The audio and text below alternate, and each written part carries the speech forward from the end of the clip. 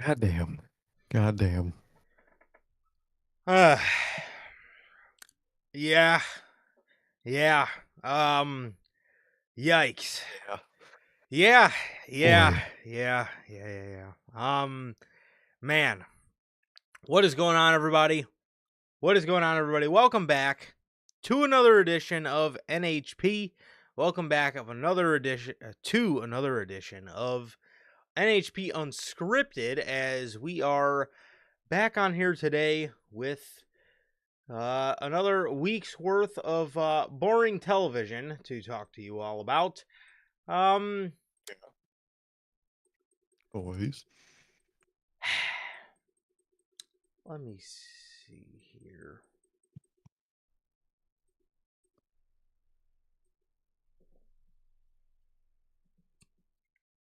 Yeah, man. What's going on, everybody? What is going on, everybody? How's everybody doing here today? It seems like the NFL trade deadline is going nuts. As Damn. is there At least already? something interesting's going on. I was gonna say, thank God for sports, man, because I have been thank God. Again, I'm not. I definitely can say I do get all my football information from manager Logan. However, yes, I have been. I have been very much so, like Gotti, have had my head switched to basketball, because I've been loving what I've been seeing in the NBA so far. It's been very entertaining thus far.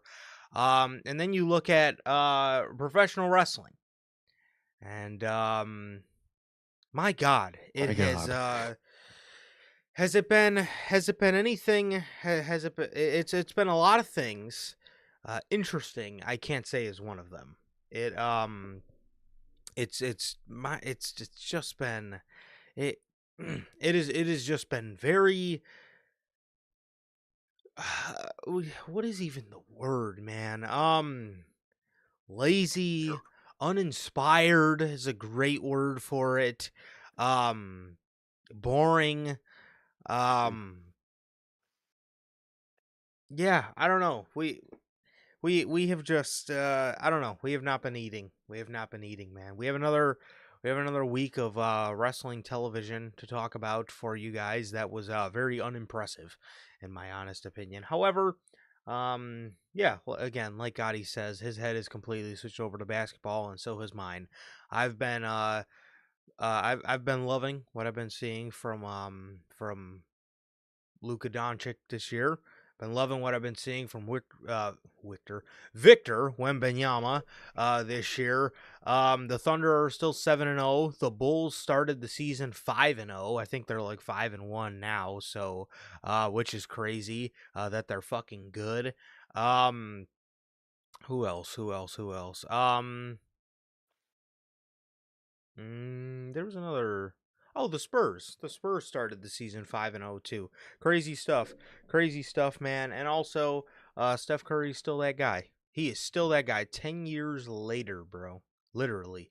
10 years later. This dude is still that guy. Greatest point guard we've ever seen. I don't really care what anybody says.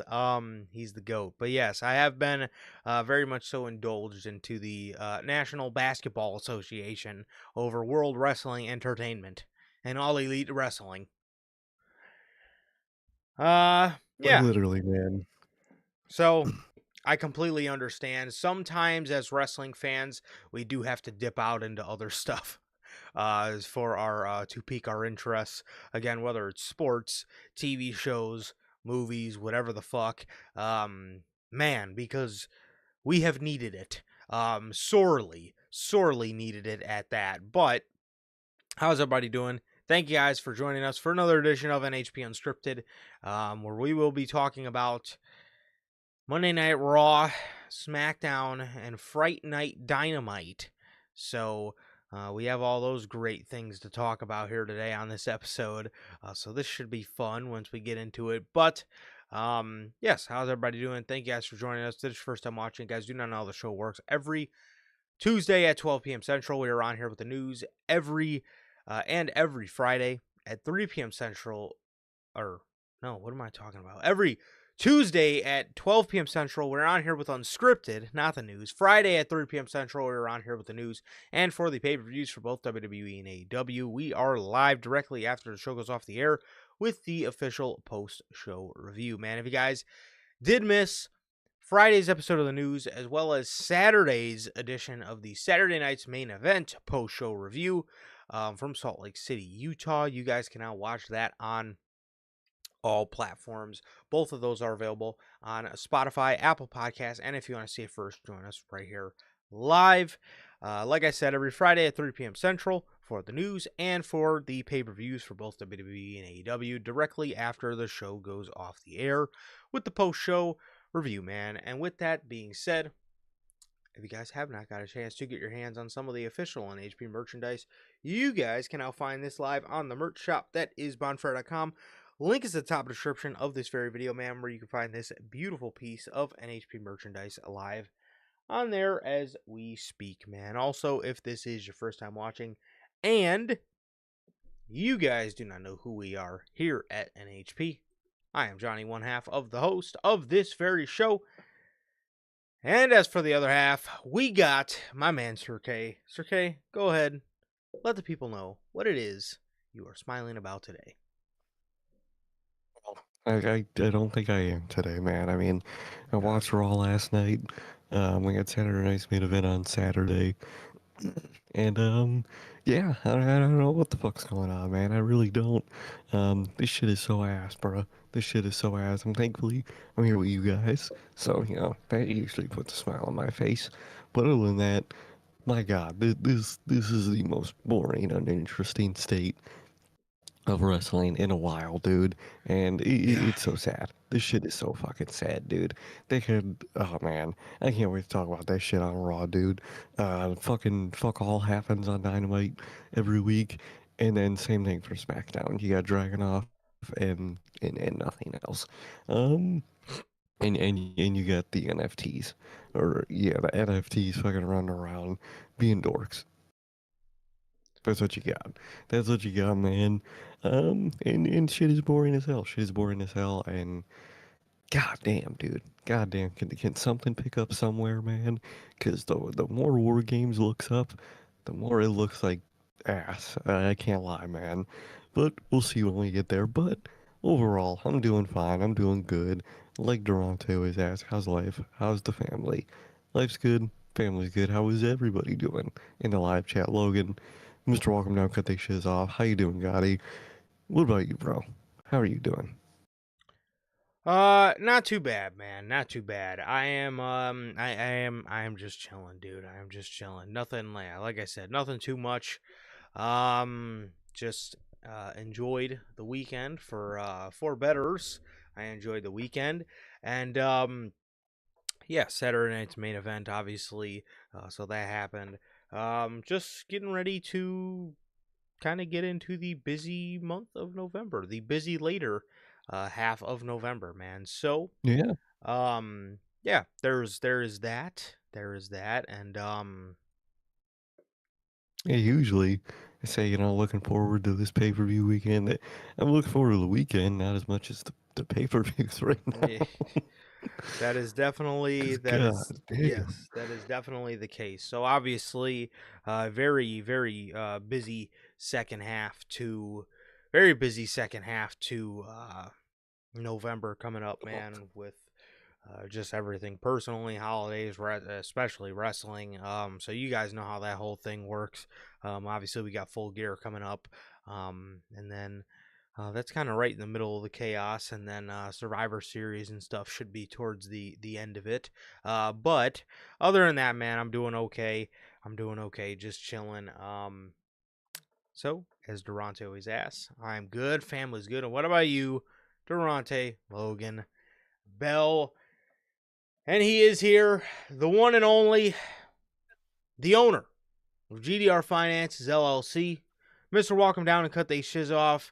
Mr. Walk him down and run that marathon. Mr. Walk him down and cook that shit up. Mr. Walk him down and climb that tree.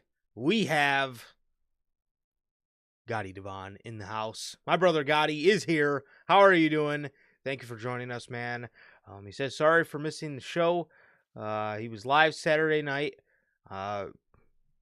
Shameless plug there. Go hit up Gotti's TikTok if you haven't. Man's been putting out some banger content. But it's Yes. all good, brother. And he says he did watch the replay though. Appreciate you, man, as always. He says, "Do you guys know how bad WWE has to be for a mark like himself to be as pissed as he am, or as pissed as he is?" So he says Triple H got till December to fix this shit before he doesn't make a trip to Chicago for Chamber. Oh my god. This is crucial. Yeah, Triple H needs to lock the fuck in. No, he really Cause does. we got He really does. Especially if that ends up being in the United Center. He absolutely needs to lock in because I really don't feel like going to no dog shit show, bro. But it is in the UC. So I don't know, this man. chamber. God. I don't know. He's fucking Paul, dude. You know, fucking Paul, bro. I'm fucking tired of his ass. Why the fuck is he gonna sit there? Did I forget doing? Oh, okay, yeah. I don't think I got anything else to talk about. A new landscape. You know New what, Paul? landscape. I'm actually fucking tired of you. You know, first of all, I'm glad you were backstage, you fucking fraud, because you finally fucking showed up. You got your request off. You got your request off denied. And so you had to fucking show up to work. He probably wasn't going to show up again or wherever the fuck he's vacationing to this time. He probably got his request denied and he actually had to fucking show up to work. And this is what he does. I can't wait to talk about Monday Night Raw. Um, uh, he says, yeah, not gonna lie, I'm lying. I don't care. I don't care how shit it is. I'll pay the money. That's the thing that gets me. Like, you motherfucker, For Paul. chamber. When do we ever get an elimination chamber? And when do we ever get a show in the United Center? Even though Mike Johnson likes to tell us, oh, they're going to Allstate, as if it's not booked. Unless WWE's going to pull some trickery politic in there, then they got to go to the UC, which I highly recommend. WWE, please go to the United Center. If TKO wants to be cheap about anything, can you please not be cheap about your venue, please? Please. For the love of God. If you can't go to Allstate, go to the UC and not the Now Arena. If they if they ever go to If the they go fucking there, Now then my Arena, God, there, man, that I'm would done. be man, that would be some that would be some ultimate that would be the ultimate AEW move, man. Going to these unknown arenas that nobody fucking knows of. The audio keeps cutting out. Is it on my end or Sir K's?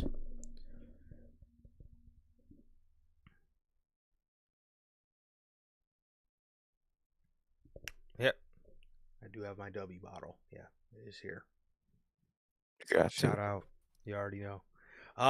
If it keeps cutting out, let me know, bro. But because it's on my end, I hear everything okay, and my sound's moving okay. It's not bugging out, so I think I'm okay. I think we're okay, but let me know, bro. But yes, we will fucking get to Paul, man. However, uh.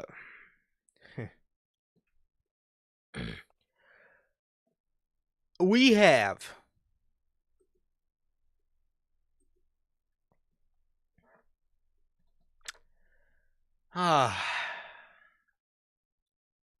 we have Oh, man. October 29th's edition from Edinburgh, Texas. First of all, where the fuck is that on the map? Edinburgh, Texas. Never heard of that place in my life. Yeah, we were just talking about Never. WWE going to the Now arenas, and that arena is so off their radar. That would be a complete AEW move when AEW goes to like the yeah. we're going to the we're going to the fucking the The county. Union Depository Center. Yeah, We're going to the Crayola Arena in fucking Edinburgh, Texas, and the arena in town that nobody, even the locals, have never even fucking heard of. We're going to we're going to the Tempur-Pedic Center, and where are these arenas, bro? And where the fuck is Edinburgh, Texas on the map? Can anybody confirm to me if this is a real place or not? I couldn't tell you what city it's by. I mean, how many people sit there and say to themselves, man, yeah, me and my woman and the kids, yeah, we're buckling up for a vacation. Oh, where are you going? Edinburgh, Texas. Oh, okay. Texas. Where the fuck is that? So I don't know. Our guy Hunter is from Texas, man. Maybe Hunter can confirm, man. My cousin lives in Texas. Maybe I gotta call him up and say, hey, man, is Edinburgh, Texas a real place? Can you confirm for me if this is a real place? Is this actually on the map? Probably a city in Texas. Well, thank you. Thank you, actually. I wasn't too sure. I don't know. Maybe they're lying. Oh, Maybe it was Tony Schiavone just saying the wrong thing again. Maybe it's Edinburgh, fucking New Hampshire or some shit. oh my God. Logan says it's probably a city in town. Oh, well, Gotti's saying it's fake, bro. I don't know. Just looked it up. He looked at. Okay. All right. Gotti looked it up. Edinburgh, Texas is indeed not on the map. Nobody knows where it is. This place doesn't exist. It's like Darby. Why are you It's bringing off the map. why why are you bringing Fright Night Dynamite, one of your special episodes of Dynamite, to Edinburgh, Texas? Dude, you have like 4 major cities in Texas. You can't bring it to one of those. It's next to the Mexican border. Okay. Okay, so it's southern Okay. Texas. I don't know, dude. Gotti looked it up. It's Google told him southern. it was fake. So, I might be siding with Gotti on this one. So I sorry. If you are You know from what? Edinburgh, Yeah, Texas, if you are from Edinburgh, Texas, please chat. Please send a chat in so I can Please. know that you're a real person. Okay? I think I have better odds of winning the lottery if we get someone from Edinburgh, Texas. Yeah. Yeah. No, 100%. 100%, man. So if you are from Edinburgh, Texas, please let us know. Send a flare up in the sky and let us know, or put a chat in. Let us know that you are real, you do exist, and your hometown does indeed exist. No, but what the fuck? Seriously, why the fuck are you bringing Fright Night Dynamite to Edinburgh, Texas? Nobody has heard of this place. And as a matter of fact, this isn't the first time AEW's gone to these to these Hooverlands. I mean, where are these places that Tony Khan picks? I mean, seriously, he brings Dynamite to Champaign, Illinois, which I can confirm Champaign, Illinois is a fucking real place. Who the fuck is in Champaign, Illinois? Bring it to Chicago. No. Who? That's about 2 hours fucking south in buttfuck. Who is there? Who lives there? I've never met anyone from Champaign in my fucking life, dude. This Tony man, Khan? you'll hit the intro to Dynamite and you'll hear fucking Tony Schiavone or fucking Sockhead yell live from Burgertown, Massachusetts. It's like, dude, where are we? We are live from Burgertown, Pennsylvania. At the fucking ketchup and mustard center. Like, what? At the Ketchup and Mustard Amphitheater. What? Amphitheater? Where did you find this place? The fuck? I mean, what in the world, man? What? Fright Night Dynamite in Edinburgh, Texas. Holy shit. Let's see. Hold on. What is the name of their arena called? Let me see. Look up Edinburgh. Edinburgh. Okay. All right. Okay, well, first of all, Google also does confirm again Edinburgh is not a real place. It is fake. However, it is called the Burt Ogden Arena, in Edinburgh, Texas. Where did you find that? Where did you find that? That is legit. God damn, The that is the bot. God damn. the University of Illinois, yes, it is in Champaign, but who lives there other than college kids? Who lives Who? there? Other than Tony Khan and Exactly. college kids, who lives in Champaign that you have such a market for AEW Dynamite to bring it there? Please. I need to know. Like, They were at still never the met nobody from Champaign. Burt Ogden Arena. Nobody has heard of this Bert arena. Ogden. Who the fuck is Bert? Who? You sent your crew to the bottom of America, to the most southern point in America. That's where you sent these people. I was Good gonna lord. say, when these guys become wrestlers, they probably dream of, man, I would love to travel to Chicago. I would love to travel to Los New Angeles, New York. York, Miami, fucking San Antonio, fucking Dallas, London, and you're sending these motherfuckers to the Burt Ogden Arena in Edinburgh, Illinois. They don't even got nowhere to eat. They haven't got nowhere to eat. That's what I'm talking about. Where is their hotel? Do they have to stay in their car? That's what I'm saying with Champagne. These guys are probably about 3 hours away from Chicago. They're probably dying for some fucking Portillos, and you're sending them down south to fucking Champagne. There's only a fucking McDonald's and a college in sight. What the fuck? Generic fast food. You can't experience the city. You can't experience that. They don't got no Culvers out there. What in the world? What, man? What are we doing? Sending these motherfuckers out to the boonies. So they were. Who is Burt Ogden, and why did he get an arena named after him? Please. Who the fuck is Bert? Who Who? is he? Well, he was Fright Night Dynamite on this fucking week, apparently. Wow. Gotti says completely That's crazy, unrelated. dude. I gotta shout this out. Mm-hmm. Gotta get off Fright Night Dynamite here for a minute. He says completely unrelated, but he says I can officially say he's down 60 pounds this year, bro, from 255 to 195, bro. My brother, I'm very proud of you, man. I'm very proud of you, man. That is impressive. That is not only impressive, man. That is fucking awesome, bro. That is awesome.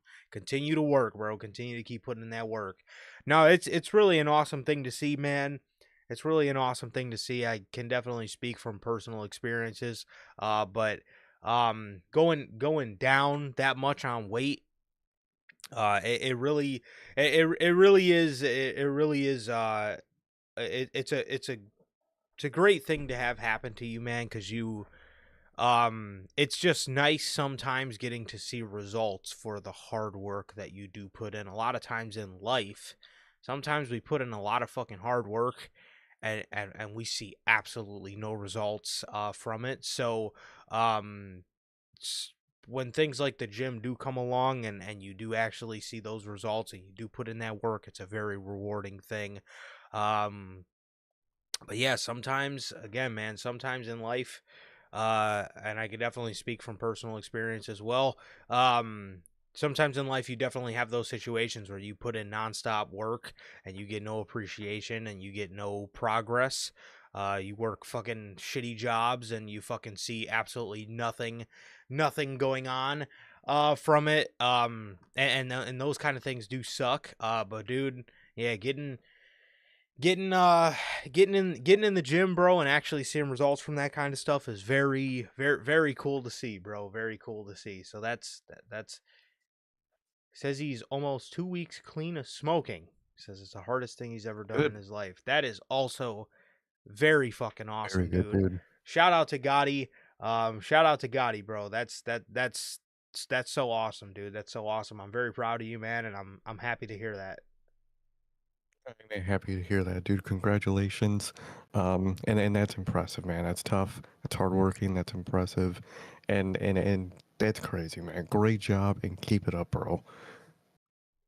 No, 100%.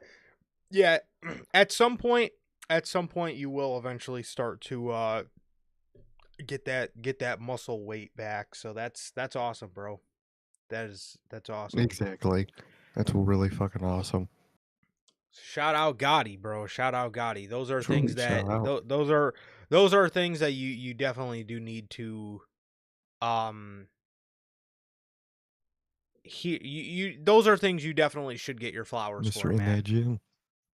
Exactly. Mr. You Walk 'em should. down and lift them weights. Yeah, you definitely those are things you definitely should be getting your flowers for um and and um and definitely be told that you're doing a good job, because I know it definitely means a lot, bro. 100%. But yes sir, yes sir. So shout out Gotti, bro. That's awesome. That is great fucking news to hear, bro.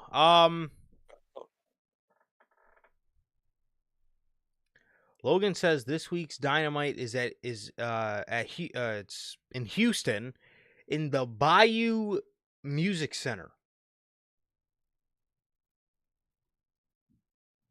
And on December 6th, they're hosting The Collision. Bayou Music Center. And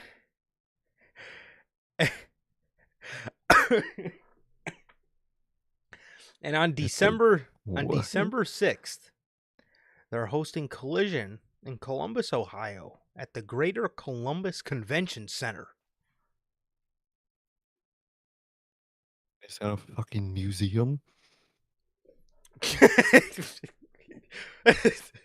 Yeah, The Greater Columbus Convention Center? oh man, I fucking love AEW arenas, dude. It is really it is really they're really the best. They're really the best. Um so yes, this week they are in Edinburgh, Texas, in the Burt Ogden Arena. So this is where we brought Good Lord. Fright Night Dynamite. One of their cooler themed episodes of Dynamite for the year, man. The show opens up with Darby Allin and Orange Cassidy defeating Wheeler Yuta and Daniel Garcia in a trick or treat tornado tag team match. There was no treat in this opener. I'll No. tell you that. It was just a trick. Yeah, I was gonna say the fact that I watched Dynamite was just a trick. It was just a trick. That's all it was. No treat. So yes, Darby Allin won the match for his team with a Scorpion Deathlock to Wheeler Yuta. They did sort of play it up as, let's see, they did sort of play it up as like, Wheeler Yuta tapped out because, he sees his leader, Jon Moxley, giving up. So, I don't know, man. I definitely think we're planting seeds for that eventual Death Riders breakup, probably at World's End. Because, obviously somebody in the group is going to speak up to this, to Jon Moxley's, I guess, leadership as of late. So I could definitely see that being one of the one of the straws to break the camel's back, as he's not leading by example good enough. I think so. And I think that story's going to continue, whether in Blood and Guts, if they lose and they really put that on Moxley, or maybe they win because somebody else in the group is stepping up to kind of point them in a good direction, and maybe that's a sign for them to ditch Moxley. But I think overall at World's End, I think they turn on Moxley. I definitely think so. There was a Fright Night 4-way fight for the number one contenders for the AEW Tag Team Championships.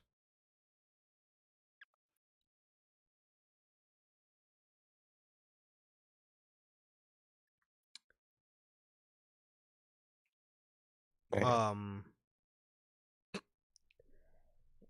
I love the way Tony Khan names these things. I really do. This was FTR defeating Jurassic Express, the Young Bucks, and Jet Speed.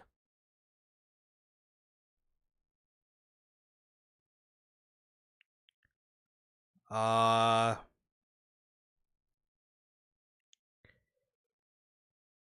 my God. The match was fine. They won with a shatter machine to Kevin Knight.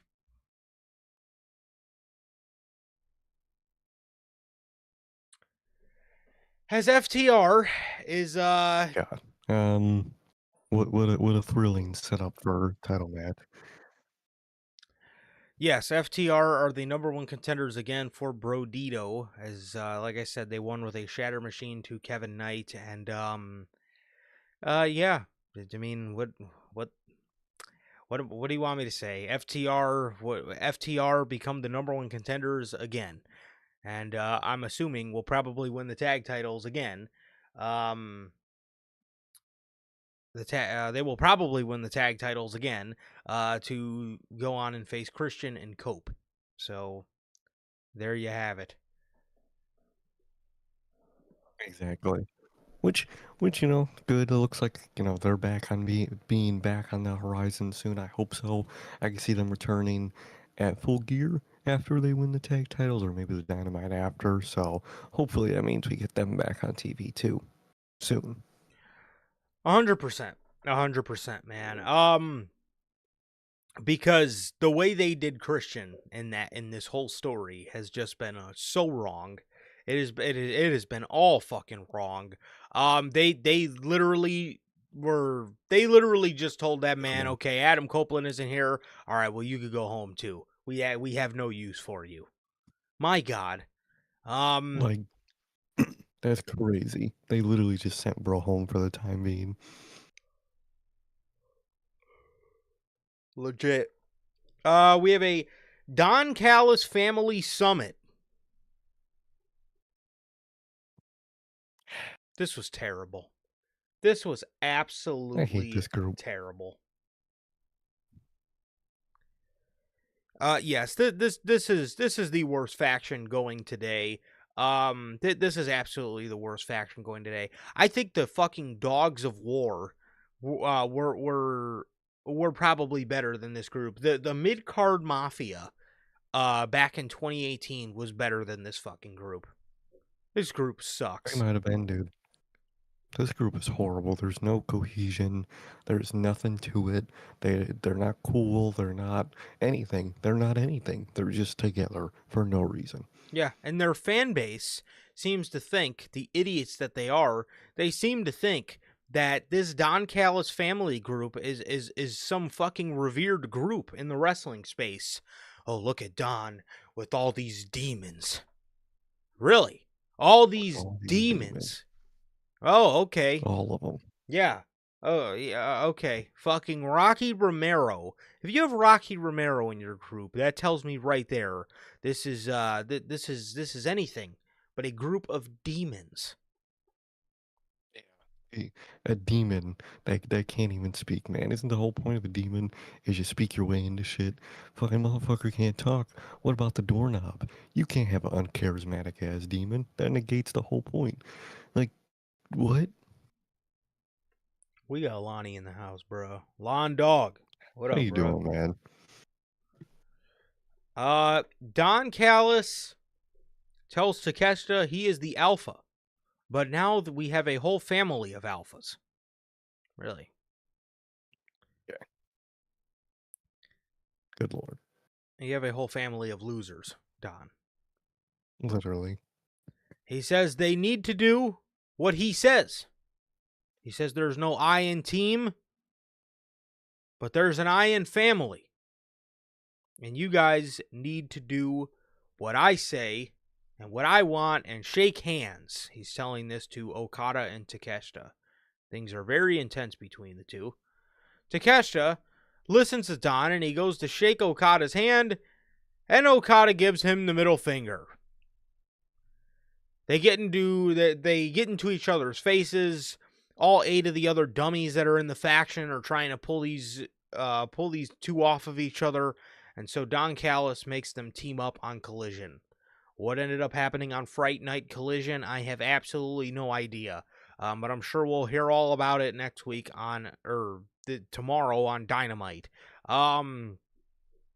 I thought the segment was absolutely terrible, man. Anytime I see all 9 of these goofs on my screen, it's the Don Callis family, dude. What in the fuck is this group? Get these guys off my television, man. Somebody get these boys a map, because they have no idea where they're going. No idea where they're going. I can't stand Don Callis talking about you gotta listen to me, all this shit. In all logic, why are people signing to the Don Callis family? KP wise, you fork over a large portion of your money to be a fucking loser. It makes no sense. Makes no sense. I hate the group, and they're just setting up the Takeshi and Okada match, which at this point would be better if they neither of those two were in that group and they were just setting up the match point blank. Yep. Jon Moxley and Kyle O'Reilly demanded a rematch with each other.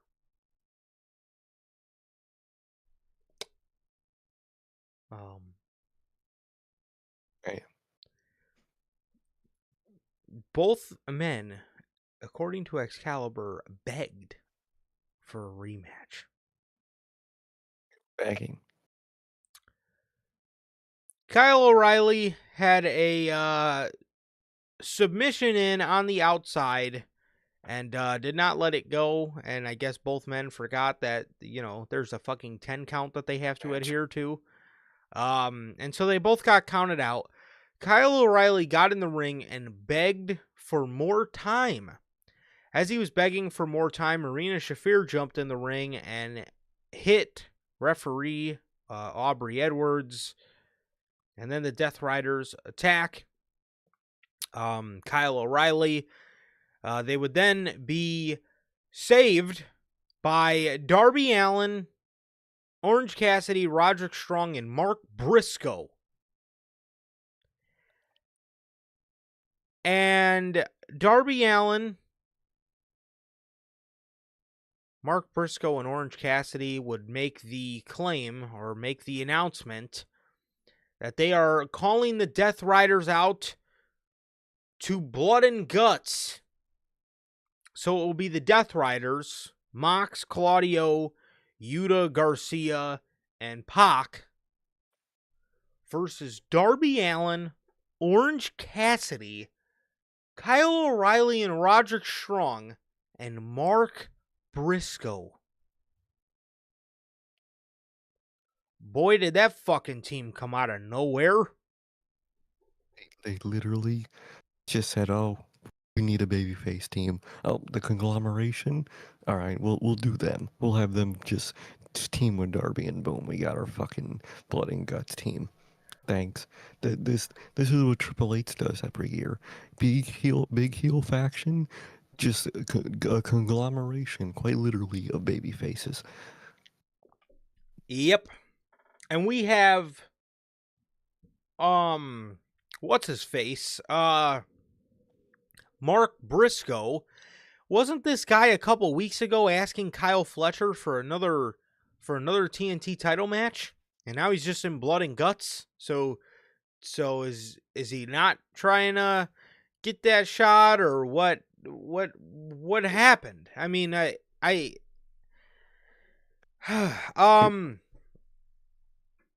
yeah, I honestly don't know, man. I'm truly lost. I am truly fucking lost. Yeah, I mean, this is the conglomerate. Darby Allin, in order to fend off the Death Riders, called upon the fucking conglomeration. That's so lame, dude. Weak setup for blood and guts. I'm sure the match is gonna be good, even though you got people like Orange Cassidy in the match, so it's like not that excited for it, man. But we'll see how it goes. Usually they produce a good match up until the ending. So let's hope they nail the ending with this one, man. I'm very curious to see how this one is going to end. And this one, I think, is going to be set up. So I think it's going to be really 50-50 whether the Death Riders win or not, depending on how they want to take the story. So it's interesting story-wise. I'll give them that. But man, what a weak-ass babyface team.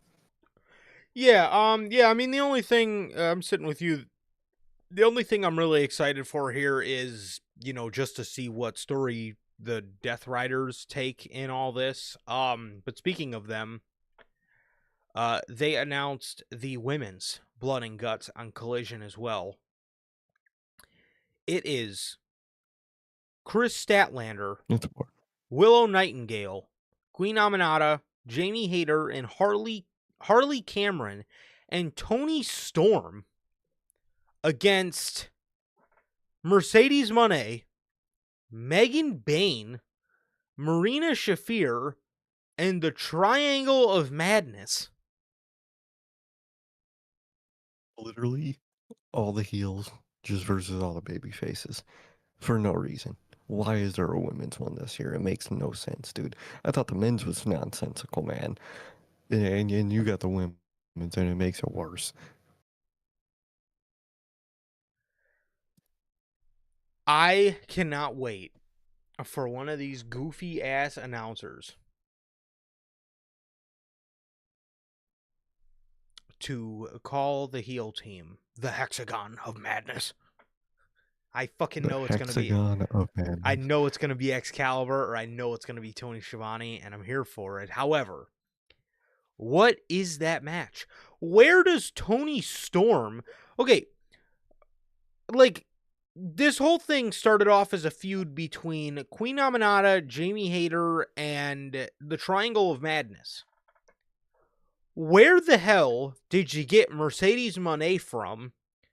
And where did you get Megan Bain and Marina Shafir from? And then on the babyface side, where the hell did you get Tony Storm from? What are we doing? What is this? Both of these blood and guts matches are, I mean, damn. I mean, he didn't even try at all. So, I don't know, man. These are, I don't fucking know, man. I'm lost. I'm absolutely lost. Yeah, like Sir K said, it is literally a heel team versus a just a conglomeration of baby faces on both sides.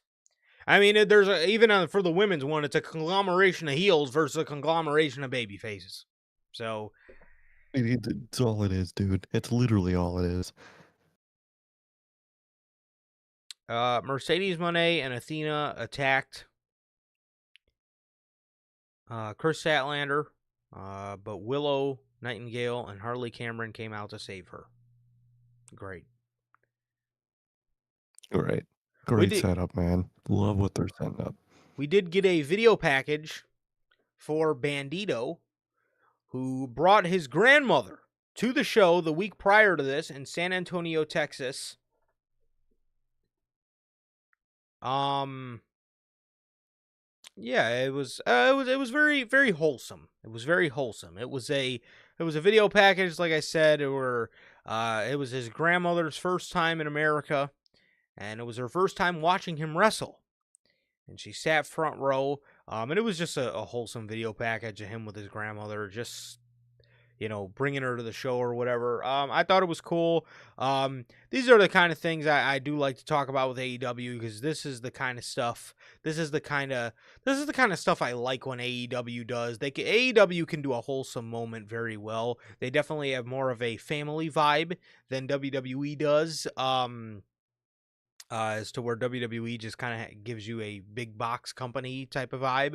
AEW, this is the kind of stuff that I've always liked that they did. They can kind of pull off a just a wholesome type segment very well. So I enjoyed this. They can. That's something they're always really good at, man. A lot of times you watch them and you actually feel like you're watching, people that have families and whatnot, and not just a machine producing said thing or said character or said entity, man. So that's one advantage they always had is it feels more real and more human a lot of times, man. And I really like Bandito. He just seems like a really cool guy.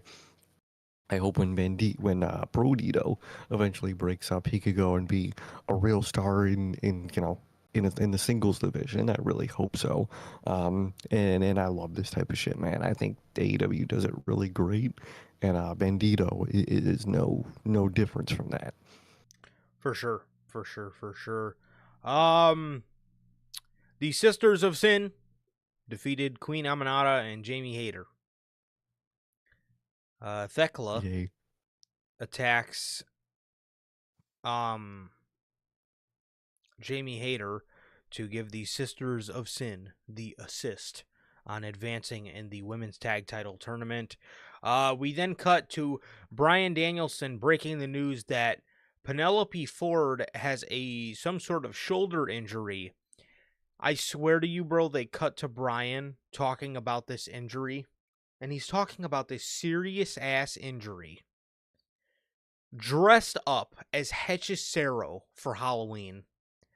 I fucking lost it. I I lost it, dude. That was so funny. I can't even describe to you how funny that was, dude. They're like, yeah, Penelope Ford unfortunately has went down with a very serious injury, and then the camera cuts to the announce table, and Bryan is just sitting there in a Hechicero costume. Just clearly, you could tell by the look on his face, he was being very serious. And he's fucking dressed as Hechicero. I died, bro. That was absolutely hilarious, bruh. Bryan's the man. But, with that, Megan Bayne gets a new tag partner for the tag title tournament in Marina Shafir. Where any of this comes from, I'm still asking. John Moxley loved it, though. He was very shocked and very, you know, very happy with this Ah, move. that dude, his reaction to our little segment together was fucking hilarious. I don't know why bro was looking like that. Bro was looking like me on a Friday. He really was, dude. But yeah, man, it's yeah, man, that was fucking hilarious, dude. The camera cut to Danielson sitting there in that goofy fucking mask, talking about this serious ass topic. That shit is hilarious, bro. That shit is hilarious. I love Danielson, bro. Dead ass just dressed up as Hechicero for the love of the game. And how could you hate Danielson, man? So best Bro. of luck to Penelope Ford, man. And that man Danielson, he's too damn funny, dude. I mean, That man. even you look back to like fucking talking smack, dude. Dude, he would be so hilarious on that show. He really would be. That man is fucking hilarious. Yeah, Danielson is he that man is just too funny, bro. That man really is too funny.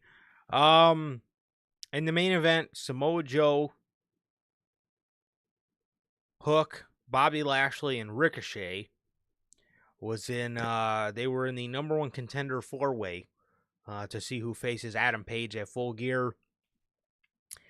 Uh Bobby got distracted after a Ricochet chair shot, which I have to say, I obviously love Bobby with the Hurt Syndicate, but this was really, really, really nice to see Bobby in a singles capacity and a singles main event capacity.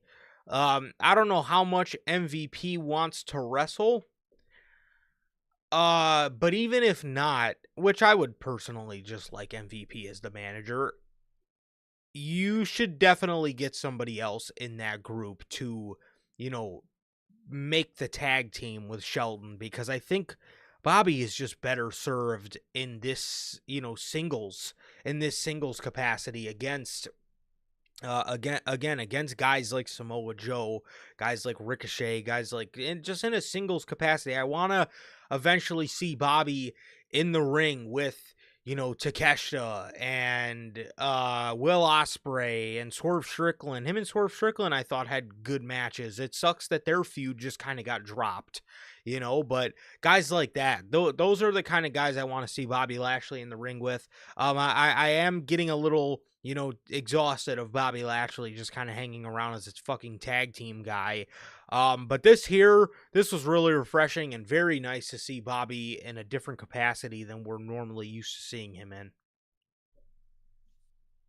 Exactly, dude. I love it, and I really hope that over time with the Hurt Syndicate, hopefully soon, they can do more single stuff. I would love for Bobby to be in settings like this more in that main event scene, mixing it up with those guys.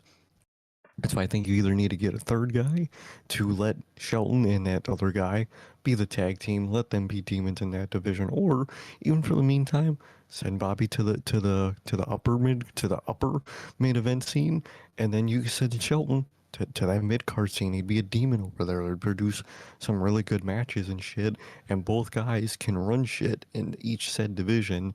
And it still fits the whole idea of the group, man. You have so much you could do with them. And I really hope you do. Those two are incredible talents. Bobby is an absolute main event fucking star, and I really hope they start using him like that too, soon, man. I really hope so. That makes two of us. We get a oh yeah, that's where I was. Ricochet hits Bobby with a chair to distract him, and as Bobby goes to chase Ricochet, Hook gets trapped in a Coquina clutch by Samoa Joe. Bobby tries breaking it up, but Hook, for whatever reason, immediately just tapped right out. It wasn't long at all.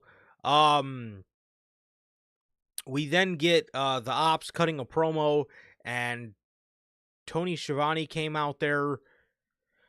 Tony Schiavone came out there to have Bobby, or not Bobby, have Joe sign his contract, but he had a bunch of guys in costumes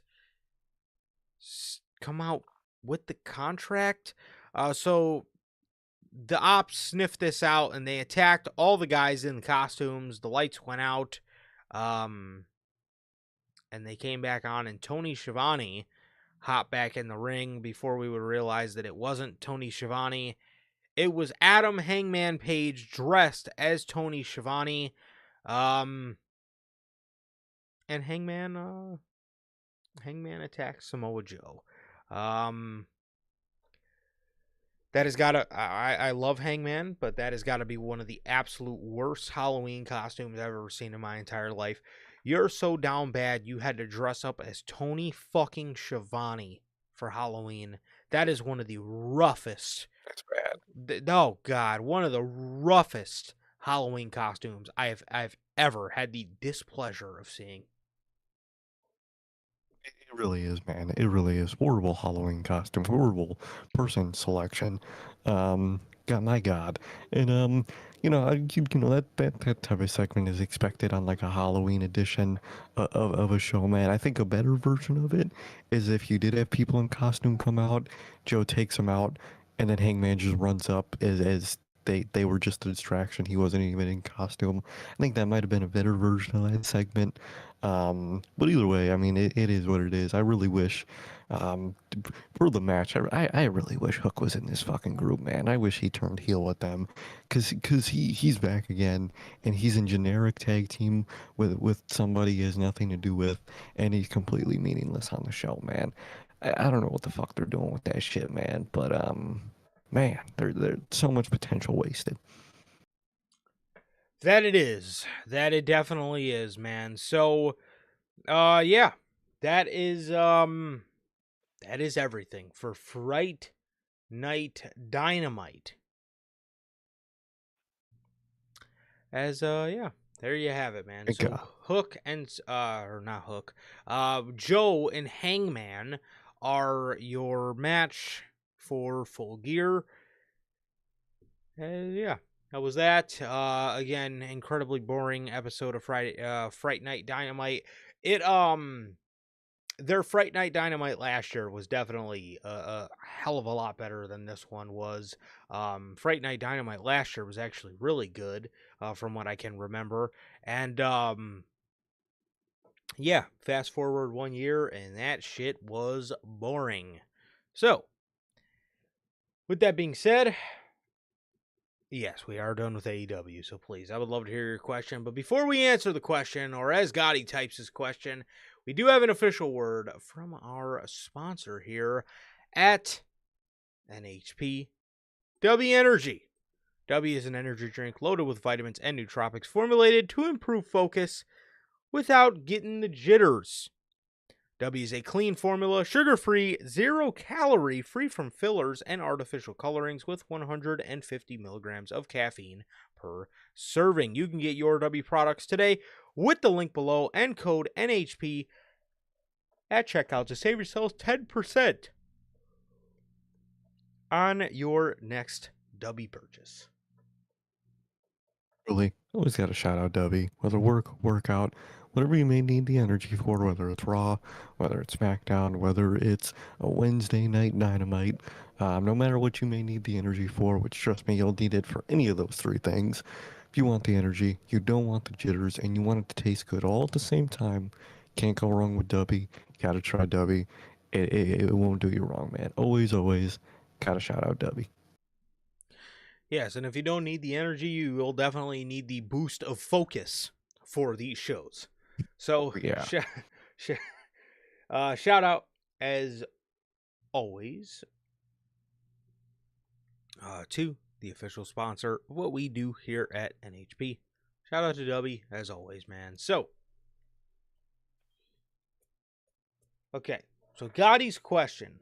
He says, hypothetically, Jericho is free from AEW and coming back to WWE. Okay. Would you rather him come back for the Cena tournament and lose or just re-debut at the Royal Rumble? If anybody actually wants to see Chris Jericho versus John Cena on the farewell tour, and if that is your, I mean, if you wanted that earlier in the year when we had like 30 dates left, okay, we Like, have okay. we have 4 dates left. I do not care to see a.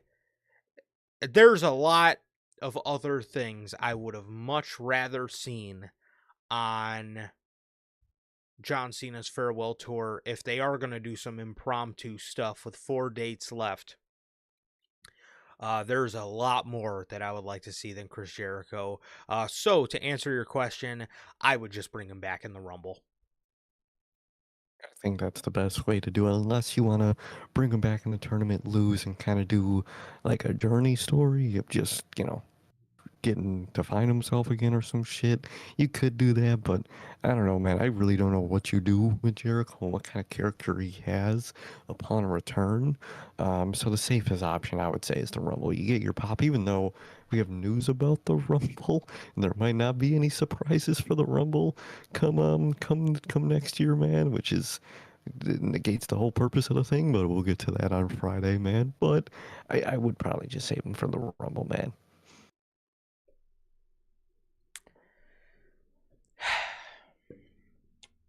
So I was thinking about this the other day, and oddly enough, I could see. Now, I might sound like an absolute goof. I might get roasted for this. I was thinking about roles for Chris Jericho upon return. And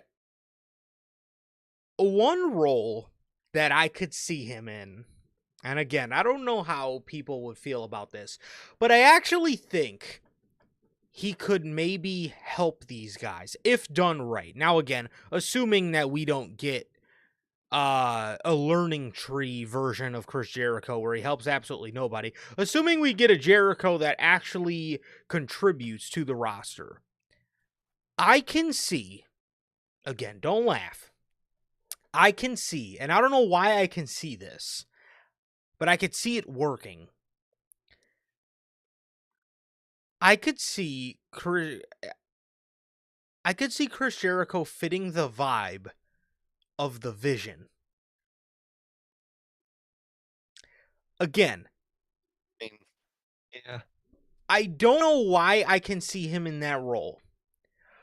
But oddly enough, I can. Like a suit wearing, just now again, at this juncture, I don't really know it could work just because they've already kind of turned on Seth.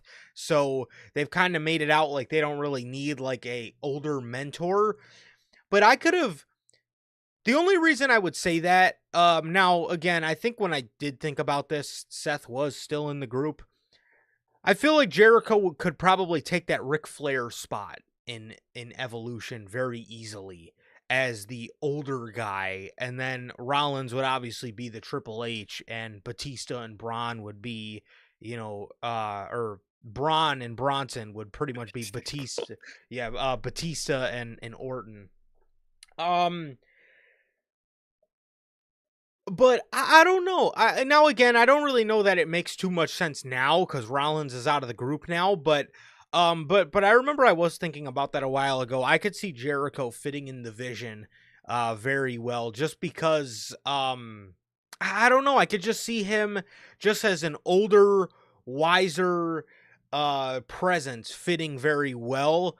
But again, they kind of have ran the thing of them turning on Seth Rollins by now, so it probably doesn't make much sense now. But I don't know. Knowing Triple H, he'll probably put Chris Jericho in the fucking LWO or Judgment Day or something. So knowing knowing Triple H, that's probably the role that awaits Chris Jericho. But yeah, Judgment Day. I can. Yeah, he 100% will. He'll be the reason they kick Dominic out. But no, I would actually, I think I would like a story when Jericho comes back. I would like to see how he interacts with Braun and Bronson.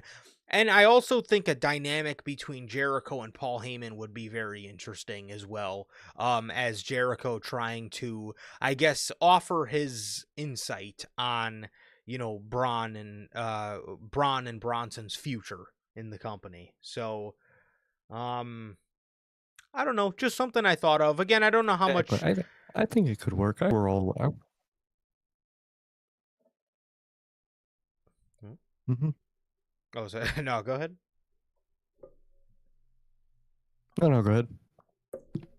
No, I was just gonna say I don't really know how much sense it would overall make now, being that they already turned on Seth and already kind of, did the whole like we don't need a leader kind of thing. But I definitely did think, especially I thought it when Rollins was still in the group, Jericho would have been a very cool addition to that Vision group. But obviously the Vision looks a lot different now, so um maybe once they get Austin Theory in the group, Chris Jericho could come in and do the whole kind of, you guys are just three, young guys that don't know what you're doing. You kind of need guidance from a veteran like myself kind of gig. So maybe it would work, but I don't know. I definitely think there could be something there though. Exactly. I actually agree with you. I think there could be a lot there, man. I mean, with the way Paul Heyman is every week, you fucking might need another fucking voice in the group that doesn't just ramble on for fucking 20 minutes. Actually, I dig that idea. Whether I think it would have really worked with if Seth was still here, but I think it could work now. I mean, I would also be cool to see a dynamic where Heyman, has some competition in the manager game, and maybe he kind of butts heads with Jericho at a time because maybe Jericho has a less patient way of doing things than Paul Heyman, and that might be a cool dynamic of Heyman trying to play the Triple H long game while Jericho maybe tries to inspire these guys to get bold and do bold shit on the weekly. I think you could really do something there. And Theory with Jericho actually sounds really good. I think that would actually work a lot. I actually wouldn't hate that at all, man. I with who they added to the group, I don't think people would take kindly to Chris Jericho coming in and also joining. I don't think they did themselves any favors with what they did yesterday, but I would actually be down for that, to be honest. Well, I, I'm glad that's not as foolish as an idea as I thought that it might have sounded. Um, but yeah, so SmackDown. This is your Halloween edition of SmackDown. We have two things to talk about, and these two things involve the same exact person. And yes, you guessed it, it's Ilya Dragunov. As Dragunov continued the open challenge for another week on SmackDown here. This week he faced off against Nathan Frazier in what was a very exciting match. He defeated him with an H-bomb. Afterwards, Frazier was in the back, and there was a big tag team brawl. There was a big tag team brawl with, I think it was like DIY and Fraxium or whatever. Speaking of Fraxium, Paul, how did you fuck up Fraxium that bad? These guys were once thought of as the best tag team in the business. And you have done when I saying you've done nothing with them is an understatement. You have done abso-fucking-lutely nothing with these two guys since they've gotten called up. Nothing with All Fraxium. they've done is do the generic bicker backstage with DIY and Street Profits backstage. That's all they've done. My God, they have done absolutely nothing in it. And once upon a time, these guys, to think that these guys were the best tag team in the business by a lot of people is fucking sickening. Jesus. Yeah, and the worst part is, Gotti says Fraxium is still the best tag team in the business. The tag division is really that bad. It's that bad. It really is, man. It really is. Even though I think for a lot of people this year, I could see for a lot of people it being Brodito. Genuinely for tag teams this year, I don't care. I don't have one so far. That is a great question. I didn't think of that. I definitely did. Who would be a tag team of the year? I don't know. We'll see. Maybe Andrade and Rey Fenix. We'll see. Maybe they'll get my vote. Maybe. Yeah. Maybe. What an exhilarating run they had. Dragunov breaks up the little tag team scruffle in the back. And he then gets approached by Tama Tonga, who's holding his U.S. championship. I'm down for that match. That sounds dope, actually. I am very down for that match, dude. I have to say, I love the returning look of Tama with the long hair. Obviously, it's not as long as it used to be, but I think we're getting there. Of Tama with the face paint. That is just such a badass look, bro. And Tama in the mid-card scene, and then you could throw the other goofs, Dorcaleo and fucking Nerd Mateo. Throw those two in the tag division. And then, Tonga Loa, all he needs to do is exist because he's just the fucking GOAT. But then throw Tama Tonga in that mid-card scene, bro. I would be messing with that. But I will say, man, I am definitely down for Dragunov versus Tama Tonga, man. I am definitely down for that. I am. I'm definitely down for that. I would like more of singles Tamatonga, and he's good on the mic too. So it would be cool if you guys gave him a mic every once in a while. Glad he returned. Glad he returned to be really cool. That man is fucking great, dude. And I really hope they use him, man. I really hope so. For the rest of the group, they're kind of just there. You got Tolly Tonga, you got the goat Tonga Loa, and you got the dork. So it's an interesting group, man. But Tama Tonga really does shine through in that group, and I hope they let him shine.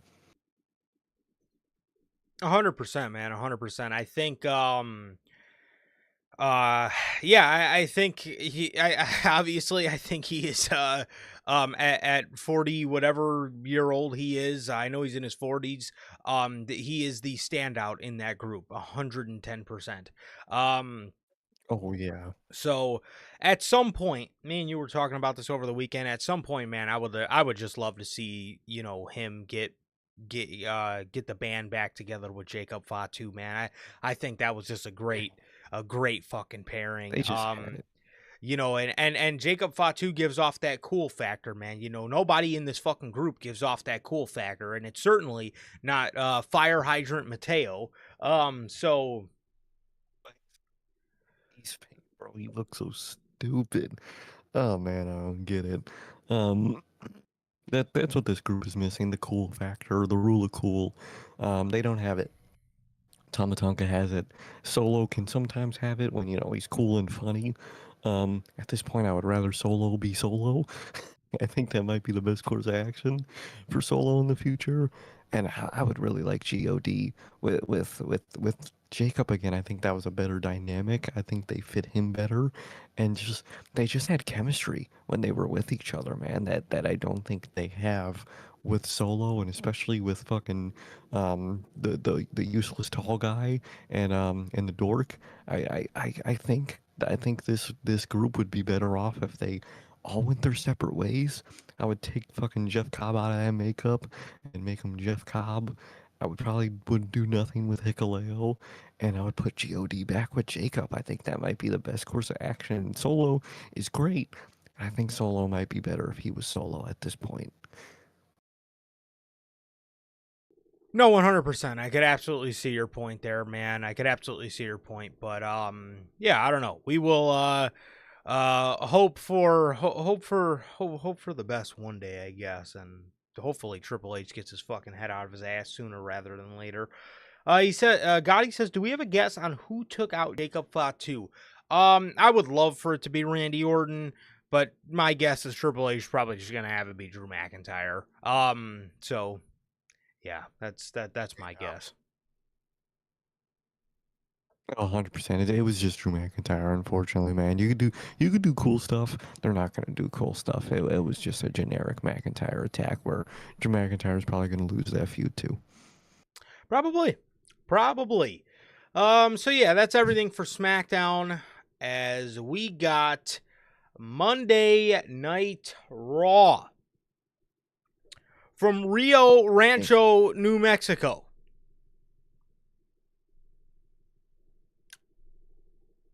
Again, where in the hell is Rio Rancho, New Mexico? Is this a real place?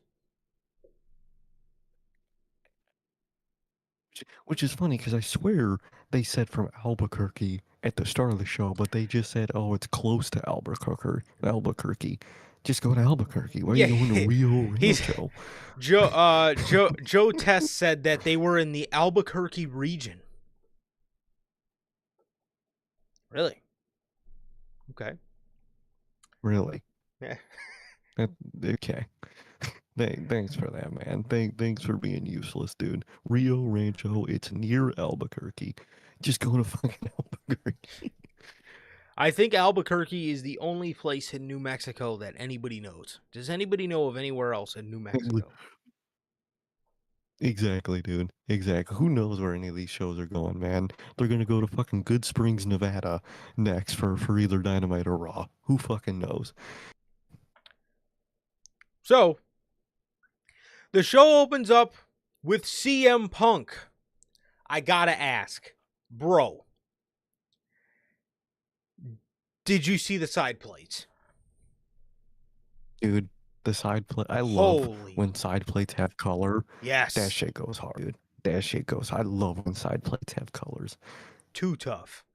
Too tough. It's like it's the fist with the X and it's got the lightning bolts that like kind of overlap the side plate on the border. Too tough. Too tough. Really fucking tough. I love it actually. CM Punk comes out. He does his shtick. He says he didn't get here alone. He says he has a litany of people to thank. First, he thanks AJ Lee. He then thanks the fans. He says they call you the WWE Universe, but to me, y'all are just CM Punk fans. So give yourselves a round of applause. The third person he thanks is Jey Uso. He thanks him for the tough match. He says Jey is truly main event. Yeet. He says he hopes they could be friends, but if not, he gets it. He says 2 years ago when he returned to the company, he says he was here to make friends. He says he was not here to make friends. He was here to make money and be champion. He says, now I am that. He says, SummerSlam taught me when I held on to this World Heavyweight Championship, it wasn't long enough. So going forward, I need to hold this strap for as long as I can. He says, the good news is there's no Seth Rollins waiting with a Money in the Bank briefcase to cash in on me. He then does the Seth Rollins, whip the title around his head, little emote. He then says, he says to Seth, when you come back, if you get in my business, I will put you right back on the couch. He says this title is validation. He says, but it also comes with a target on my back and on my front. He says he knows there's a locker room of badass talent that are already in line. He says he hears Braun Breaker and Bronson Reed are coming for my gold. He says he wants to be a fighting champion because he wants to punch a lot of people in the face. Braun Breaker, Bronson Reed, and Paul Heyman are at the top of that list. He said there's 3 of them on that list. Sorry. He says he wants to test himself against the best professional wrestlers walking this earth. He says he's talking about AJ Styles. He thinks he's somebody who's earned the right for a title shot. Really? You think you should tell that to Triple H? And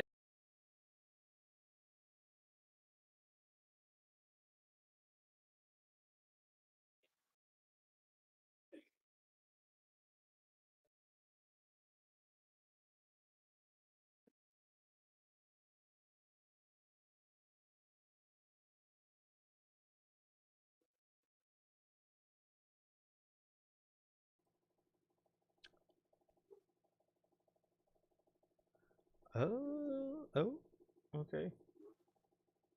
There you go. Okay, so my bad. I don't know what happened there. He says, where was I? Oh, yes, he says he wants to test himself against the best professional wrestlers walking the earth right now. He's talking about guys like AJ Styles. He thinks he's somebody who's earned the right to step up and get a title shot. I think you should tell that to Triple H, because I don't think Triple H has AJ Styles in his plans for a title shot. I don't think he likes AJ Styles very much at all. Okay? So I don't think so, unfortunately. yeah, so maybe you should tell that to to your fucking boss Paul, who's in the back. And you should have probably told him last night, because he's probably not going to be there next week. However, he says guys like Dirty Dom, J.D. McDonough, Finn Balor, Sheamus. I actually love that he brought up a guy like J.D. McDonough. That is very, very cool to hear. J.D. McDonough getting his flowers, bro. Very, very cool. It is very cool. I'm glad he shouted him out. He's a great fucking wrestler, man. He's He's unfortunately stuck in the Judgment Day vortex, but he's fucking phenomenal. Like you said, I'm glad he shouted out a guy like that. 100%. He says, finally, my contemporary. Someone who only has a few short dates left. John Cena. He says, I'm not here for a long time. I'm here for a good time. And if you want to be Mr. 18-time World Heavyweight Champion, then I'm your Huckleberry. He says, you want some, come get some. Anybody who's earned it, get in line, because the champ is here. This fucking guy, Paul, sends out Logan Paul. And I fucking knew exactly where this was going. Well, I knew where it was going Then I didn't. Then I immediately did right again. Logan Paul comes out there. Oh, Huh.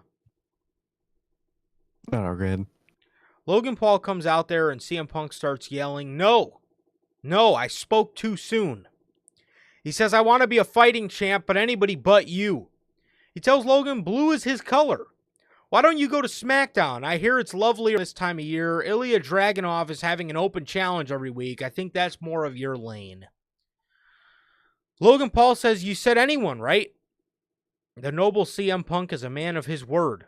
He says he is in his lane and he is a 1,000 horsepower Ferrari. He makes fun of the fans for not being able to afford a Ferrari. Nice, Logan. Nice.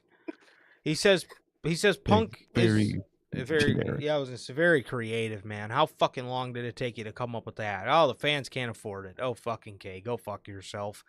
He says Punk is a used Honda Civic with about 70,000 miles. He says he's been in the ring with guys like Roman Reigns, John Cena, and AJ Styles, who he beat at WrestleMania. Thanks, don't remind me. He says, if anyone in the industry has earned a title shot, it's me. Really?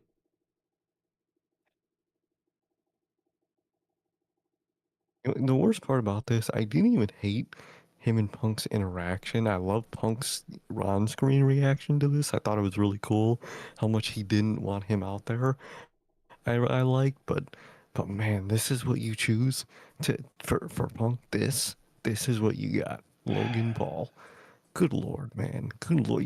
You got LHU probably are punishing by purposely taking off the show. You have a whole roster back there, and you choose Logan Paul. Good lord, man. Good lord. You have absolutely got to be kidding me, bro. CM Punk's first world title reign, and his first real world title reign in WWE, that is, in about 12 years. You mean to tell me the best you got is Logan fucking Paul? Don't you see a problem with the way you build up talent? You should have had guys ready for shit like this. I'm talking an LA Knight. I'm talking guys like Penta, guys like Rusev, guys like Sheamus, guys like Chad Gable. I know he's hurt, but even they were booking like shit. There is so many guys. There are so many younger guys. Again, guys like Dom, guys like Dragon Lee, guys like AJ Styles. There is so many guys, both young and old, that you should have ready and primed to be in these spots, matches that people actually fucking want to see. Don't you think it would have been great if AJ Styles could have rode the momentum through the John Cena match to eventually land himself a World Heavyweight Championship match? Don't you fucking think? Logan Paul. And then this fucking dork, Paul Triple H Levesque, is on interviews talking about the landscape of WWE changes tonight. For the better or worse, Paul? For the better or worse? Because it looks to me like you, yet again, absolutely have no fucking idea what your fans want to see. It seems like you are on the level of, you are on the same level of I don't fucking know what my fan base wants than Vince McMahon was. Because, dude, did you actually think people wanted to see Punk and Logan Paul as Punk's first feud? Come on, man. What the hell is that? What is that? Dude, what is that, man? What is that? Yeah, I would have really loved if they kept Sammy on Raw. I really would have loved Sammy in this Jay stuff and of a Sammy versus Punk thing. I think that could have been a really cool like friendship feud, type of thing. You had a lot. I wish they didn't send him to SmackDown because he's just gonna lose to Cody at some point, like everybody Yeah. else. But I would really love Sammy as one of those people that could face Punk as world champion. But but man, dude, this is what you have. You have Logan Paul lined up. You could have had so much and so many people lined up, and you bring out the generic shit of Logan Paul to do his generic fucking act, man. You could have had so much shit lined up, man. You could have had so much shit lined up for whoever beats Seth and obviously Punk, and you do none of it. You do goddamn none of it. You do the most basic shit ever and have a Logan Paul come out there, and it gets worse in the night, man. But god damn. And then Paul Heyman comes out.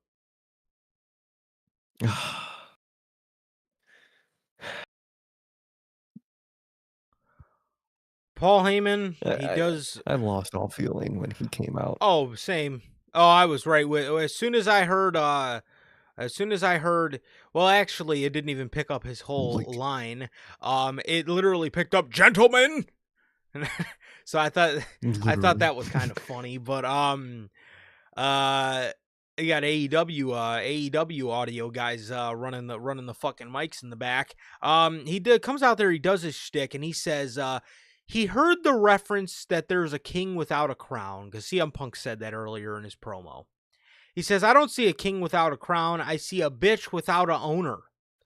And that's you, Mr. YouTuber. Front of the line, my ass. The front of the line belongs to the OTT, Bronson Reed, and the future of WrestleMania, Braun Breaker. He tells Logan, you're in the line to get in the line for a championship.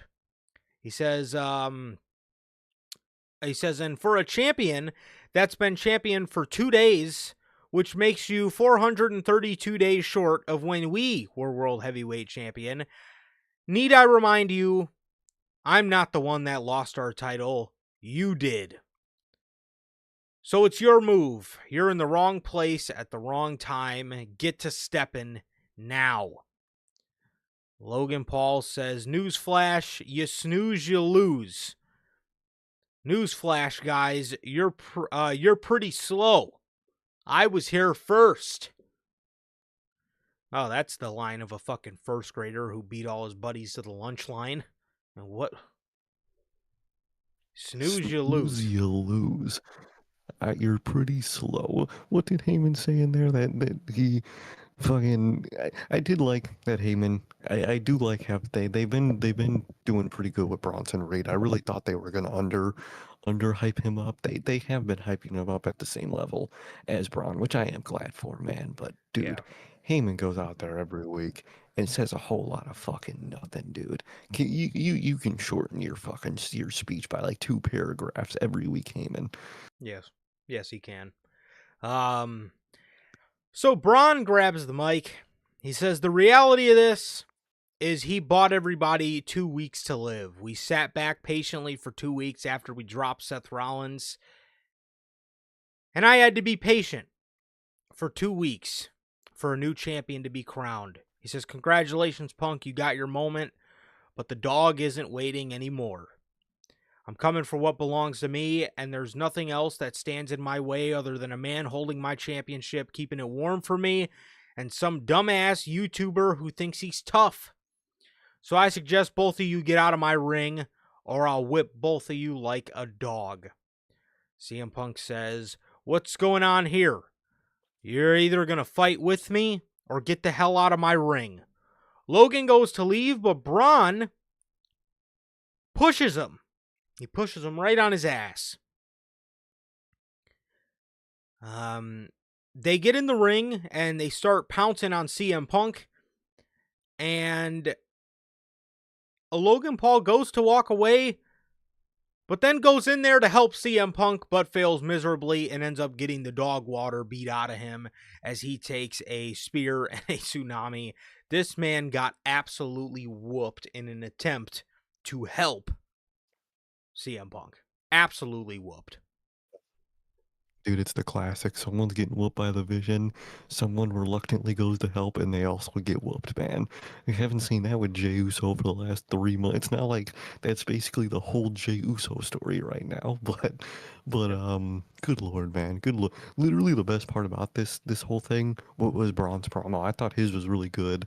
I'm glad he got some mic time. He's actually really good, and I'm glad they're giving him time to shine, man. But man, holy fucking AI opening. CM Punk then runs back to the ring and fights him off with a chair. Um, Man, you know, again, obviously things get more clearer at the end of the show, but I knew I knew from the jump when everybody was like, Logan Paul turned face. No, he didn't. I knew he wasn't. And I was seeing it everywhere. Oh my God, he's a baby face now. They turned him face. No, I knew where this was going. As soon as Logan Paul even got remotely close to the Vision, the first thing I said was War Games. That is the first thing I said to myself is, oh my God, they're going to have Logan Paul same here align too. himself with the Vision. So if we essentially replace Seth Rollins with Logan Paul, that is that is absolutely diabolical. Triple H, do you how how hard are you on airplane mode right now? Because good lord, what even is that? Logan Paul aligning Like, with the Vision. Did you honestly think that is what people wanted to see? Honest to God, did you think that is what your audience wanted to see? listen, Seth every week was repetitive as hell. He was. But dude, your replacement for Seth Rollins on television, mixing it up with the Vision, is Logan Paul. That's who you bring out to slot in that spot. Logan Paul. And I knew it too.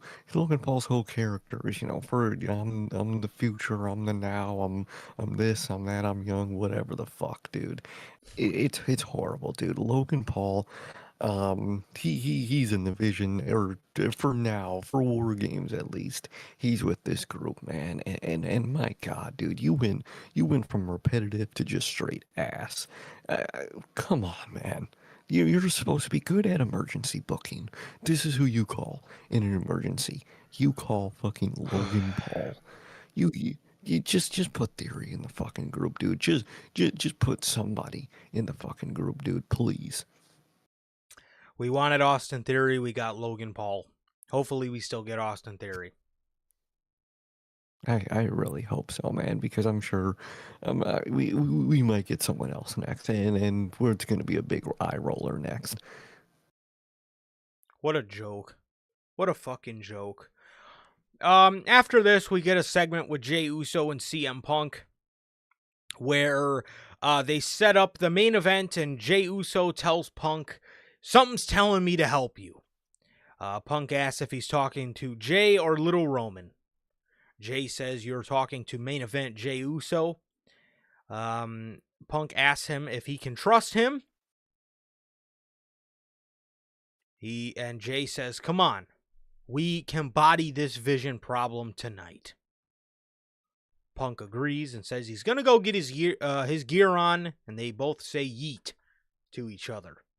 As the main event for the new landscape of the company is Jey Uso and CM Punk versus the fucking Vision in the main event. Can we please have a draft? I mean, oh God, I can't even. Please, please. Can we just please Please, get a draft? please, dude. This man Triple H talking about new landscape. He putting down some weed and feed. He's putting down some grass killer, dude. Cause what the fuck is that? It's literally the same thing. The same thing. The exact same thing. And I'm very interested to see where they're taking Jey Uso, cause I don't know if they're kind of stopping the single stuff with Jay.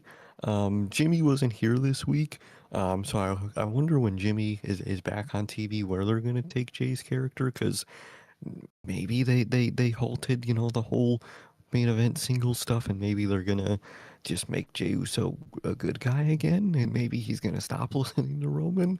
I'm interested to see where that go. I think it'll really show next week when hopefully Jimmy is back, man, from wherever he was last night, man. But I'm very interested to see where they're taking Jay, man, because this felt like a real 180 tonight, and I'm very curious to see if they took Jay in a different direction.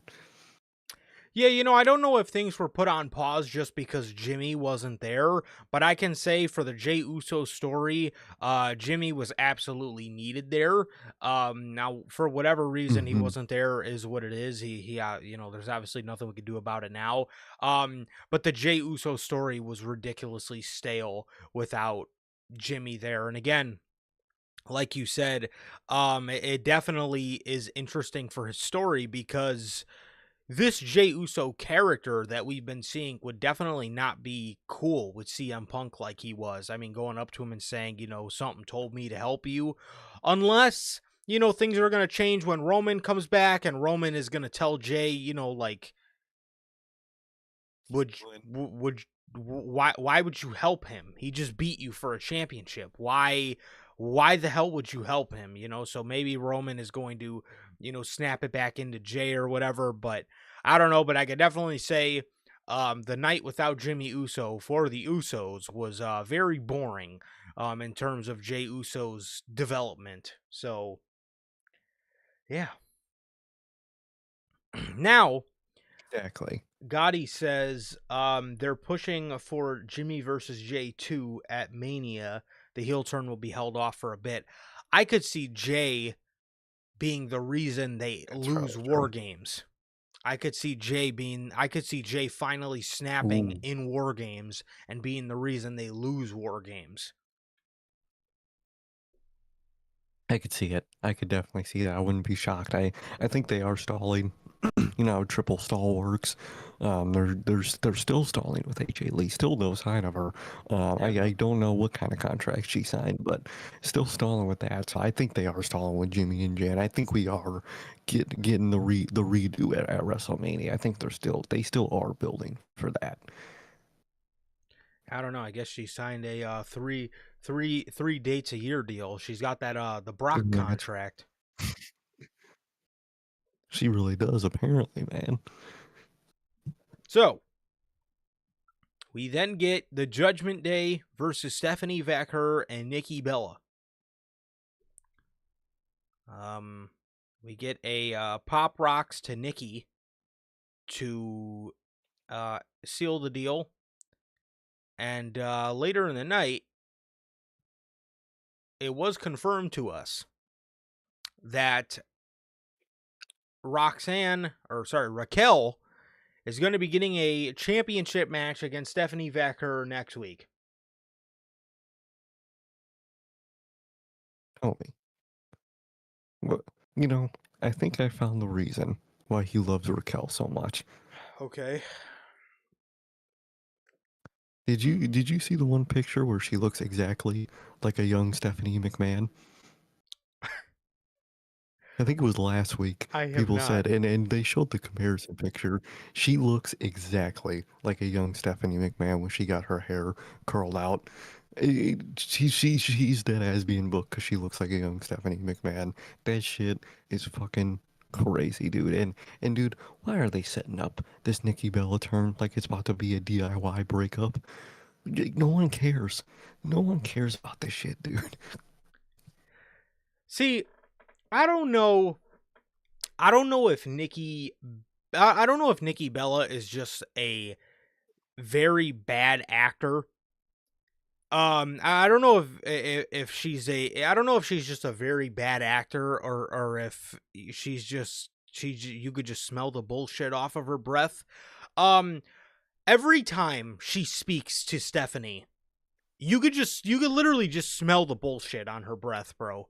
I mean, she is just glazing up a storm about she is just glazing up a storm about how Stephanie, you're killing it in the division and yada yada yada, and then Stephanie says some bullshit back like, Nikki, you paved the way for what? Paved the way for what? Uh, But their interactions are just so disingenuous, man. But I am seeing the picture now, and holy shit, she does look a lot like Stephanie dude, McMahon. she looks exactly like a young Stephanie McMahon, bro. That literally explains everything. That explains everything. Good Lord Triple H. Good Yeah, God. this definitely does explain this. Yeah, her. Wow, that's very similar. Very very similar. Um, yeah, the fucking there's a picture of this dude Triple H wearing a Kangol hat here. This guy looks like an absolute idiot. Okay. Well, he fucking he thinks like an idiot, so it makes sense.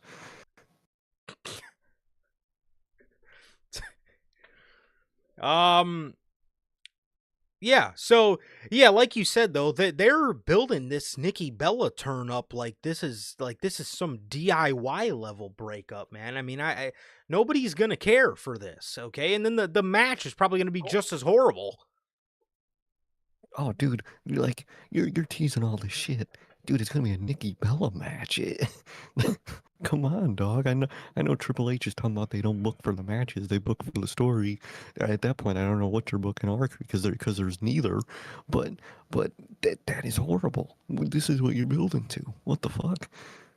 Paul, you haven't even been building for the story half the year. What the fuck are you talking about? There's been nothing good this. What building for what story? The Judgment Day still has yet to break up, and it's been like 3 fucking years. People have been asking for them to break up. What story?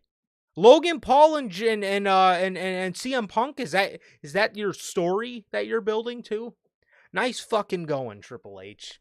Way to make an ass out of yourself again. So, Pentagon.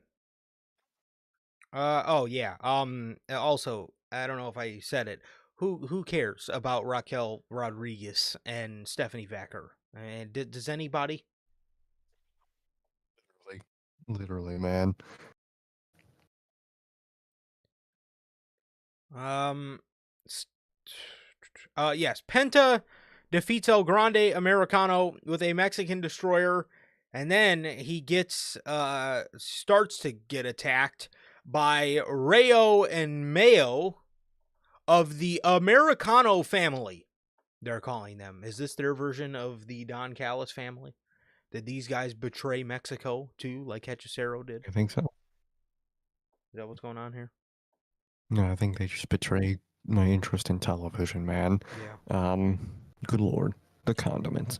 You know, this past weekend, me and you watched Pete Dunne and Tyler Bate from Takeover Chicago, and I think the only thing they're betraying is my love for professional wrestling, because these two, once upon a time, were two hoopers, and now they are Rayo and They were. Mayo of the condiments.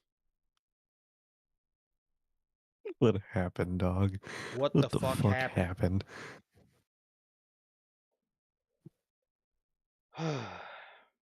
I don't know. I don't know, man. Dominic comes out here for a promo.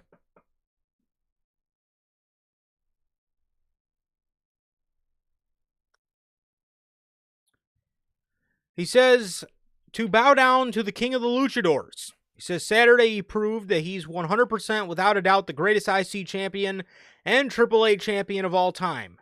He's the greatest luchador of all time. There's no man on this planet who could stop him.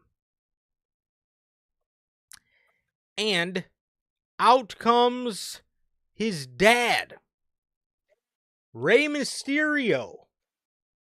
Rey is back after tearing his adductor literally like 2 weeks before, or it might have even been the night before WrestleMania. Yeah, they said it on commentary. It was literally, I think, the night, the SmackDown before WrestleMania. Damn, that sucks. Glad he's back. It was actually a really cool moment. It was. Rey comes out and he says, "You look surprised, son." You can He He said actually looked beast with the facial hair too. he did. He says, "You can say you're the greatest champ of all time. I don't care.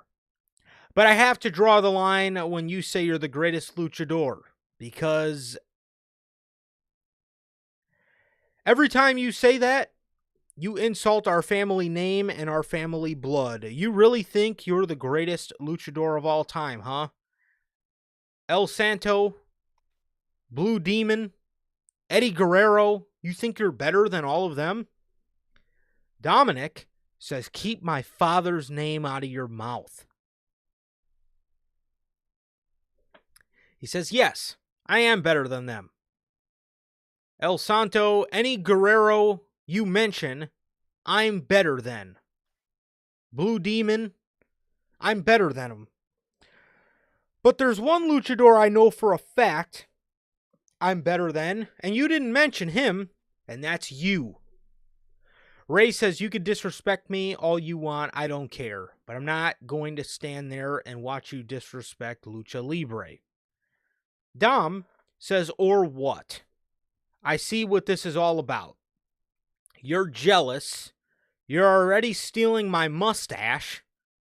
And at the end of the day, you're just here to cash in on me making the Mysterio name relevant. Not only that, I already surpassed everything you've done. So what do I have to do? Kick your ass again? Get out of my ring. Ray says, okay, I'll leave. But before I leave, understand 3 things. As long as I'm around, you will never be the king of the luchadors. This will never be your ring. And you won't even be the greatest Mysterio. Dominic goes to fight his dad. He goes to punch his dad in the face. Ray then punches him back. Ray then punches him back and sets Dominic up for a 619. He hits the 619. He gets on the top rope to finish it off, and Dominic retreats and gets out of the ring. This segment was actually really dope, man. This was really dope. I actually liked Ray coming back and yet again, I guess trying to humble his son. I liked it a lot. And I ultimately think Ray, again, I don't know if I'm looking too far into this. Ray continuously mentioned how Dominic was disrespecting him. And obviously, I'm sure we're going to get another Ray and Dom match at some point down the line. But who is also somebody who doesn't take lightly to disrespect? Who is also somebody who is widely regarded as the greatest of all time? I think this is slowly but surely and indirectly leading to the eventual John Cena and Dominic Mysterio match. So, I think it is. yeah, I thought it was cool. And again, I think the addition to Ray, yet again, trying to humble Dominic is cool. And then obviously, again, the subtle use of the phrase disrespect, I think, is cool to see. It is. It's cool to see. I really like this. Dom is great when he's away from the Judgment Day. He's actually fucking amazing when he's away from that group. I'm sure individually all of them will be. And I really like this segment. I love Ray's return. He looks great. It was really cool to see him interacting in Dom this way. I think, like Gotti says in the comments, I think they're setting up that end of the career match for Ray and Dom in the future, whether it's next year or whenever that may be, man. I think they're teasing that even further, and they're definitely teasing the Cena match, man. So I love this segment. I thought it was really good. I wish it did more of non-Judgment Day Dom stuff like this that isn't AAA or Judgment Day. And it's fucking great, dude. I love this. For sure. For sure. So, speaking of Judgment Day, we have Roxanne and Raquel in the back. They reveal to Finn that Raquel will face Stephanie Vaquer next week for the championship. JD and Finn are stoked. Everybody's happy. And then Dom comes in and completely completely kills the vibe. You know what they say? The vibes do indeed not lie. So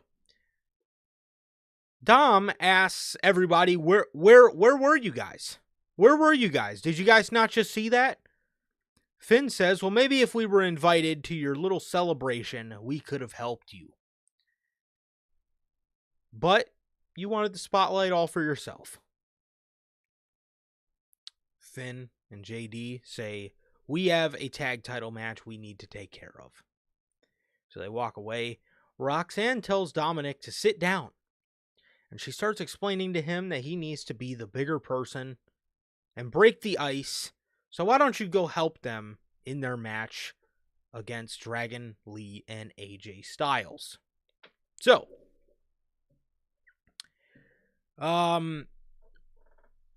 during the match, Dominic is out there and he goes to cheat. He goes to smack Dragon Lee in the face with his championship. And Sheamus comes out and helps helps Dragon and AJ to stop Dom from cheating.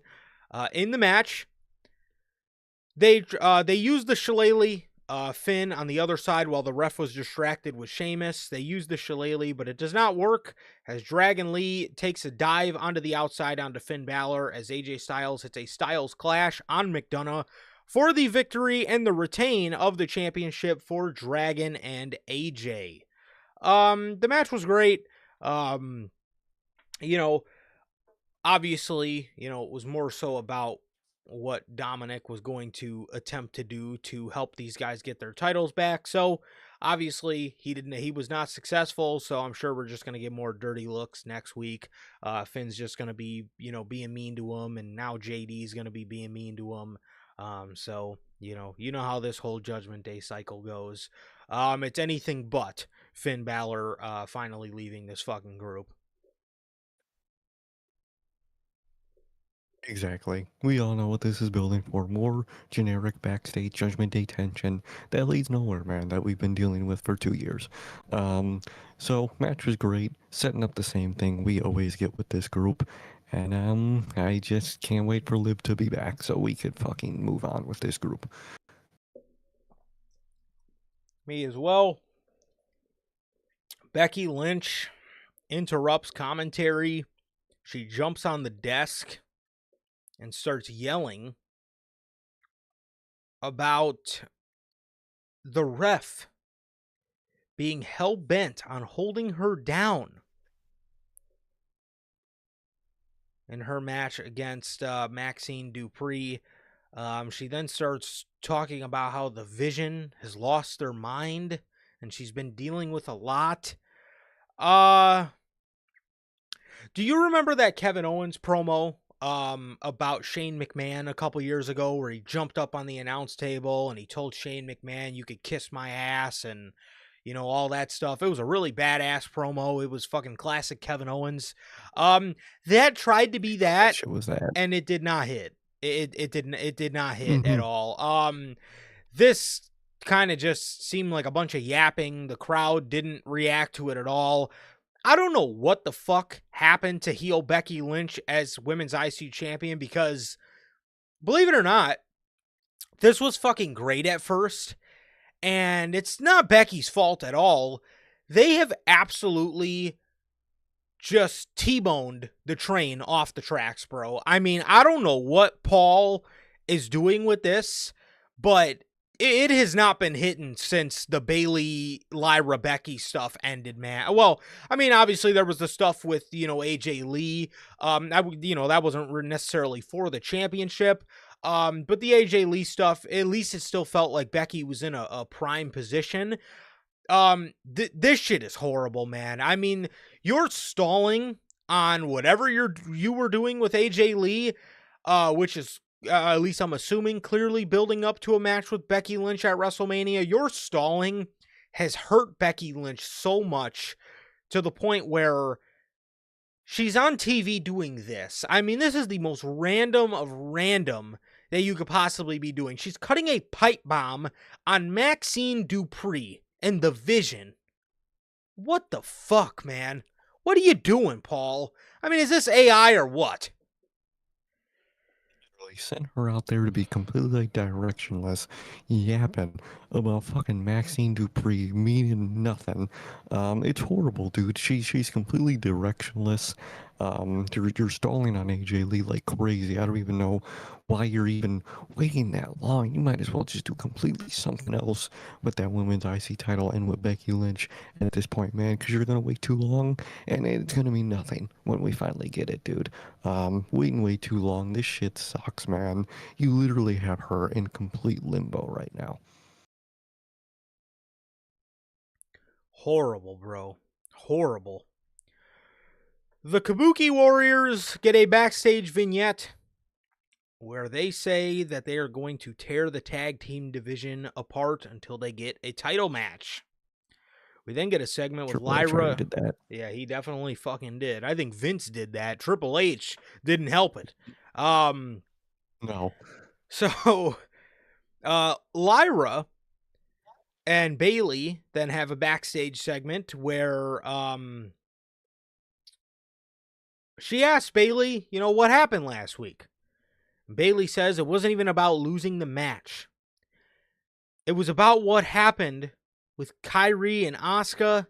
It brought back, and she kind of, pauses on what she was gonna say. So we actually never got to hear what she was gonna say. Lyra then interrupts, asking Bailey, what's going on in your head? What? These two bicker for a little bit. Lyra bickers with Bailey a little bit more before Bailey says, let's just focus on our match tonight. Lyra says, I need to know that I can count on you, though. Bailey says, yes, I got you. We then get to the match, and Bailey is standing on the ring apron, and Asuka throws Lyra into Bailey. She then rolls Lyra up and then immediately goes into an Asuka lock, and Lyra taps out as Lyra and Bailey lose to the Kabuki Warriors. Even in a loss, this week still was pretty tame for what we're used to seeing with Lyra and Bailey. Usually it's fucking great every week, and this week it was still good. It was, but it's just again, like I said, it was just a little more of a tame week for these two, but it's not normally. Normally, we're used to, getting, maybe 2 segments throughout the night with these two. But even at that, this storyline has earned my trust to the point where, even on a slow week, I'm still interested to see what happens next week, because next week we're going to be moving off a loss. So who's going to be upset? Is it Lyra? Is it Bailey? So there's always that aspect of it, and I'm excited for it. Which, like I said, it was a pretty tame week, but overall, the storyline has earned my trust to the point where, it's not like I'm losing interest here or anything. So yeah. Exactly. Definitely a floater week for sure.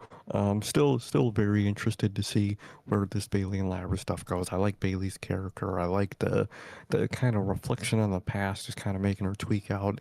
And I really hope they go into more detail about that. I would love for them to bring up her run with Mercedes and how that affects her run now in teaming with Lyra and trusting people and all that Mm-hmm. stuff.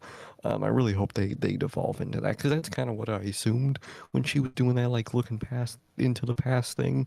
So very curious to see where this goes, man, and I really fucking love it. Yeah, whatever happened to the Kabuki Warriors versus Io Sky and Rhea Ripley? Didn't Where Rhea are get those hurt? two? Yeah, it was a broken nose, so maybe they're just pausing that for now. Typical Paul. Pausing Paul. Yeah, literally.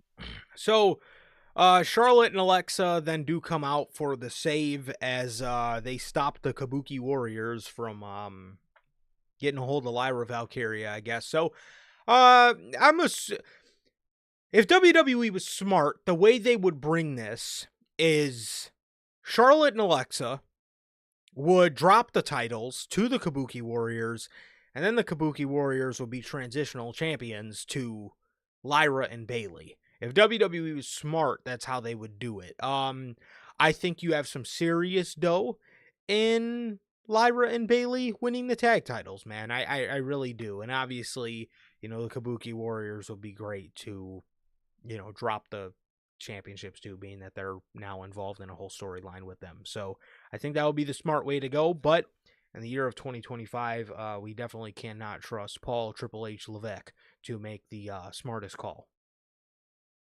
No, 100%. Whenever Rhea, they're gonna Kabuki Warriors are gonna win, and they're gonna stall with them as champions until Rhea and Io come back. I am sure they will. So, John Cena, the greatest of all time. Bro, I don't know if you guys seen it, but the Boston gear. Just fire. Boston has, it's like a Boston championship banner. But I want to, hold on. Okay, let me see.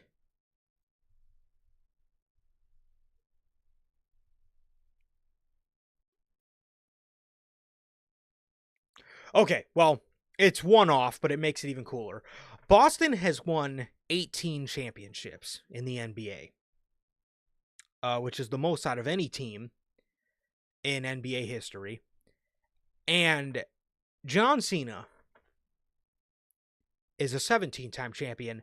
It literally has every date as to when he won the world championships on the banner, which I think is so fucking tough. That shirt is a must grab.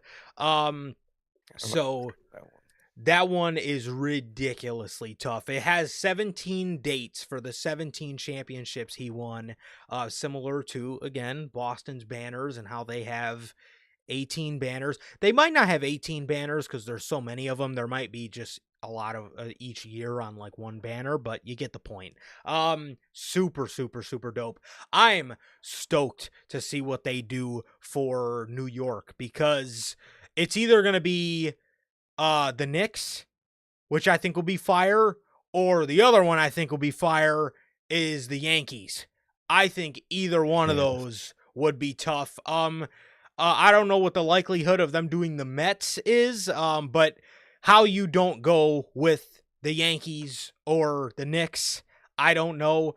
Personally, I would actually like a orange Knicks one. I think that would be very cool. Cena in orange and blue, especially if the primary color is orange and the accent color is blue and white. That'll be very 2010, 2010 Cena kind of look. I would love that. But the Boston one is for sure probably a must grab. However, man, they are doing the tumble pickings for John Cena's, to determine the matches. I was waiting for them to release a bracket, but once I seen they were doing that, I actually really love that. That's obviously like that's how people used to draw their number for the Royal Rumble, and I thought that slots. I love the Tumblr idea, and I'm glad they used it for this. 100%. They then announce Rusev. This is for next Monday in Boston. Rusev versus Damian Priest. And Sheamus versus Shinsuke Nakamura. Holy fucking snooze fest. Now, I will say, this does sound like two easy first round pickups for Rusev and for Sheamus, being that both guys do have history with John Cena. Nakamura, it's got a little bit of history with Cena, but Cena did stop him from getting fired after Vince McMahon wanted to fucking flip a gasket on Nakamura a couple years ago back in 2017. We do have to see Priest on Monday, so that'll just fucking make Monday Night Raw even greater next week, I'm assuming. But Nick Aldis, or Adam Pearce says that Nick Aldis will draw the next two matches on Friday. So these two matches will be taking place on Monday, which again, I'm assuming is just going to be at least I would hope, easy first round wins for Sheamus and for Rusev, as I don't think anybody wants to see Damian Priest or Shinsuke Nakamura as John Cena's last opponent. So yeah, that, and I love the way they went about this, man. I do. So, and I'm also interested to see just exactly how these matches turn out. I'm very curious, man. I wonder if we're gonna get the classic. Damien's in a feud, so I wonder if Black is gonna interfere and fuck over Damien in his match. Oh God. I wouldn't be shocked, dude. They do that. They do that same thing with those two every time. Yep. So I wouldn't be shocked in that. But I think very obvious first wins for these guys. I think the past two times Black has answered the U.S. Open, he answered Sammy's Open, and then he answered Dragonov's, and Damien fucked it up both Erupted. times. So fucking, geez, how, man, writer AI is really, they're really beefing it up, man. They're really beefing up the show, man. They've been doing some great stuff. Said no one ever. So, the main event, but before that, Paul Heyman is in the back, rambling on with Jey Uso. He says Jey was always his favorite member of the bloodline, which is why I can't figure out why you're teaming with the man who beat you. Jey says everybody's in my ear. But Punk faced me man to man, no tricks. He says I respect that, OG. I don't care what the tribal chiefs say. Cool callback. Only if you know, you know. Exactly. So he says, I don't care what Jimmy says. I don't care what my family says. I don't even care what the world says. All I care about is what Jey Uso says now. Heyman tells Jey, he rambles on about how he doesn't want Braun and Bronson to get a hold of him, but he takes something that you could say in 5 seconds and stretches it out to like 45 seconds of him just talking himself into circles. I don't know whether this is Paul Heyman or Paul Wyatt. I mean, this guy's just constantly talking in riddles. At least Bray's talking in riddles fucking was cool and made sense. This shit just completely loses my interest. So,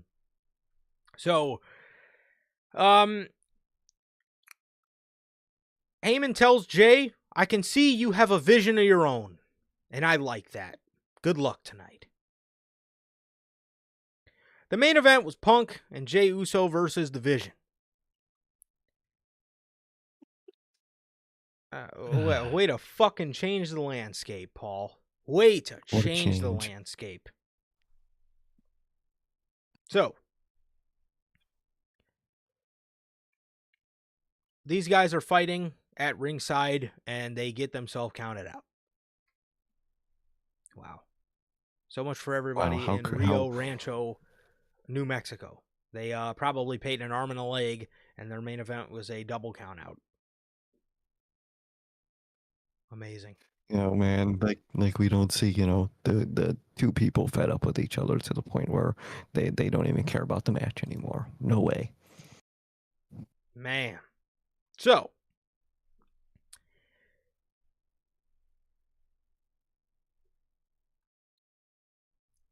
Jey Uso and CM Punk, they try to put Bronson Reed through the commentary table, and Braun ends up helping, he throws CM Punk into the timekeeper's area. They then mop the floor with Jey Uso. They spear him, tsunami him.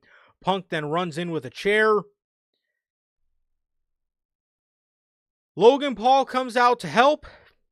He wears the brass knucks. I knew exactly. Yeah, I knew this I knew exactly how this show would end at the beginning of the show. He Gonna do the fake out. Yep. He stands there with Punk. He puts the brass knuckles on. Punk's getting hyped up. He's like, yeah, man, I got help. And then Logan Paul fucking decks CM Punk with the brass knuckles.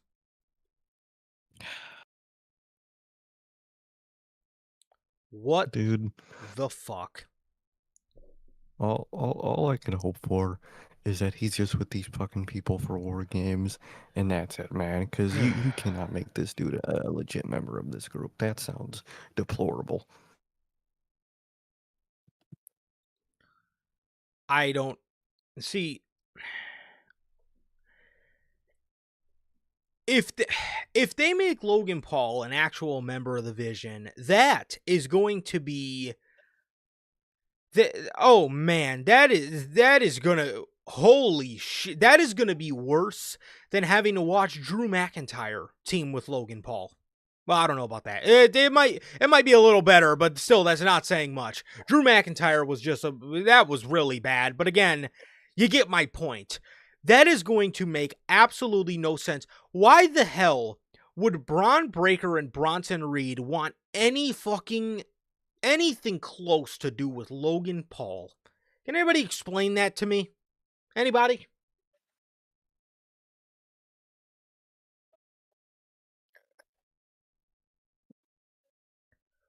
Paul Heyman stands there shocked as Logan Paul walks up to Paul Heyman. And Paul Heyman tells him, the choice is yours to make. Logan takes off his brass knuckles and hands them to Paul Heyman as Paul Heyman is deviously smiling at him. What a fucking joke. This Joke. is your idea of a landscape change. This company can't get any more down bad. This is your idea. I mean, honestly, man, be so for real right now. Idea of changing the landscape of WWE. You're joking. You are just fucking joking at this point. Logan Paul aligning with the Vision is a seismic shift to you. If that is the case, which clearly it seems to be, Triple H has lost the plot so bad. I don't think we've ever seen somebody lose the plot ever this bad in recorded history. What the fuck? This is your idea for going forward for the Vision and CM Punk. Logan Paul. That's your emergency booking. Is Logan Paul joining the Vision? What a horrible emergency, man. I'd rather the place fucking flood than you deal with that fucking emergency, man. Cause that's what this is. This is a flood of bullshit, and it's lame, dude. It's lame. It's generic. It doesn't work, and it's just tiring, man. We got to deal with Logan Paul, with these guys, with Heyman. And it's going to be horrible. Like I said, all I hope for is that this is just for war games and that's it, man. But I wouldn't be shocked if that wasn't the case. I I don't know what to expect. Like you said, at this point, I don't know what to expect. I wouldn't be shocked. I wouldn't be shocked if Triple H was like, oh, you know what? We don't got nothing for Logan to do anyway. Let's just go ahead and, put him with the Vision. However, I will say the only bit of upside that we may have is Triple H likes to do a bunch of temporary alliances for Logan Paul. That is the best chance we have. But even at that, why? Why are we doing this, man? Why are we... CM Punk is the World Heavyweight Champion for the first time in 12 years. This is his first real reign in 12 years in this company. And your idea of a first challenger to step up to the plate. And how are you going to make sense out of that?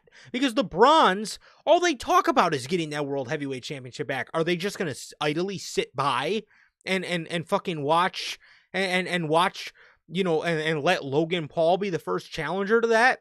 And don't tell me, oh, well, they're strategically planning against Logan Paul. It's Braun Breaker. He doesn't have to strategically let Logan Paul get the championship because he knows it'll be an easier fight against Logan. It's Braun Breaker and Bronson Reed. They could rip anybody apart. Why would they sit idly back and watch Logan Paul be the first challenger? Because they're homies with him. Again, I don't know which one is worse, the Vision or Drew McIntyre teaming with this dork. Yeah, you literally had Braun earlier in the night say, "I'm done being patient. I waited for 2 weeks to someone to be champion, so we can destroy them and I can take that title." Why would he wait even further? That makes no sense. Good God. What the hell is even that?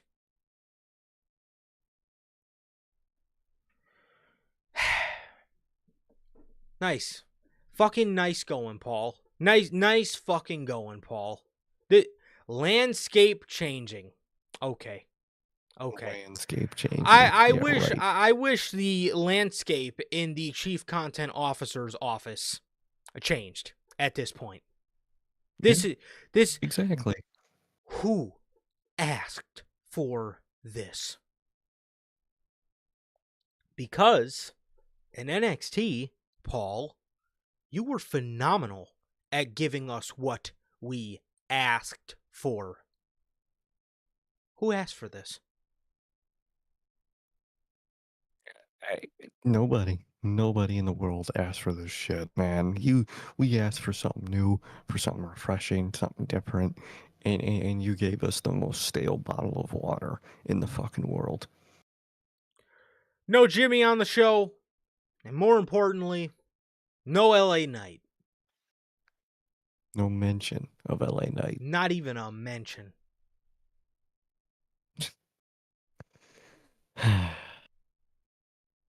Again, who asked for that? Who asked for Yeah, no mention of LA Knight? Nobody. we're asking for LA We Knight. all want to see the guy. Who asked not to see LA Mm-hmm. Knight? And this show, the way it fucking turned out, you could have used him. But no. Instead, you had him, just get packed up by Braun Breaker last week. And this week, they go about it like the guy doesn't even fucking exist. Nice. Fucking nice going, Paul. Nice. You finally show up to work after your fucking staycation, wherever the hell you were vacationing to, and you come back to work and immediately, immediately you're making it seem like writer AI can book a better show than you can, apparently. What? Man. What a So joke. frustrating, dude. So frustrating. Just you feel nothing, dude, but annoyance.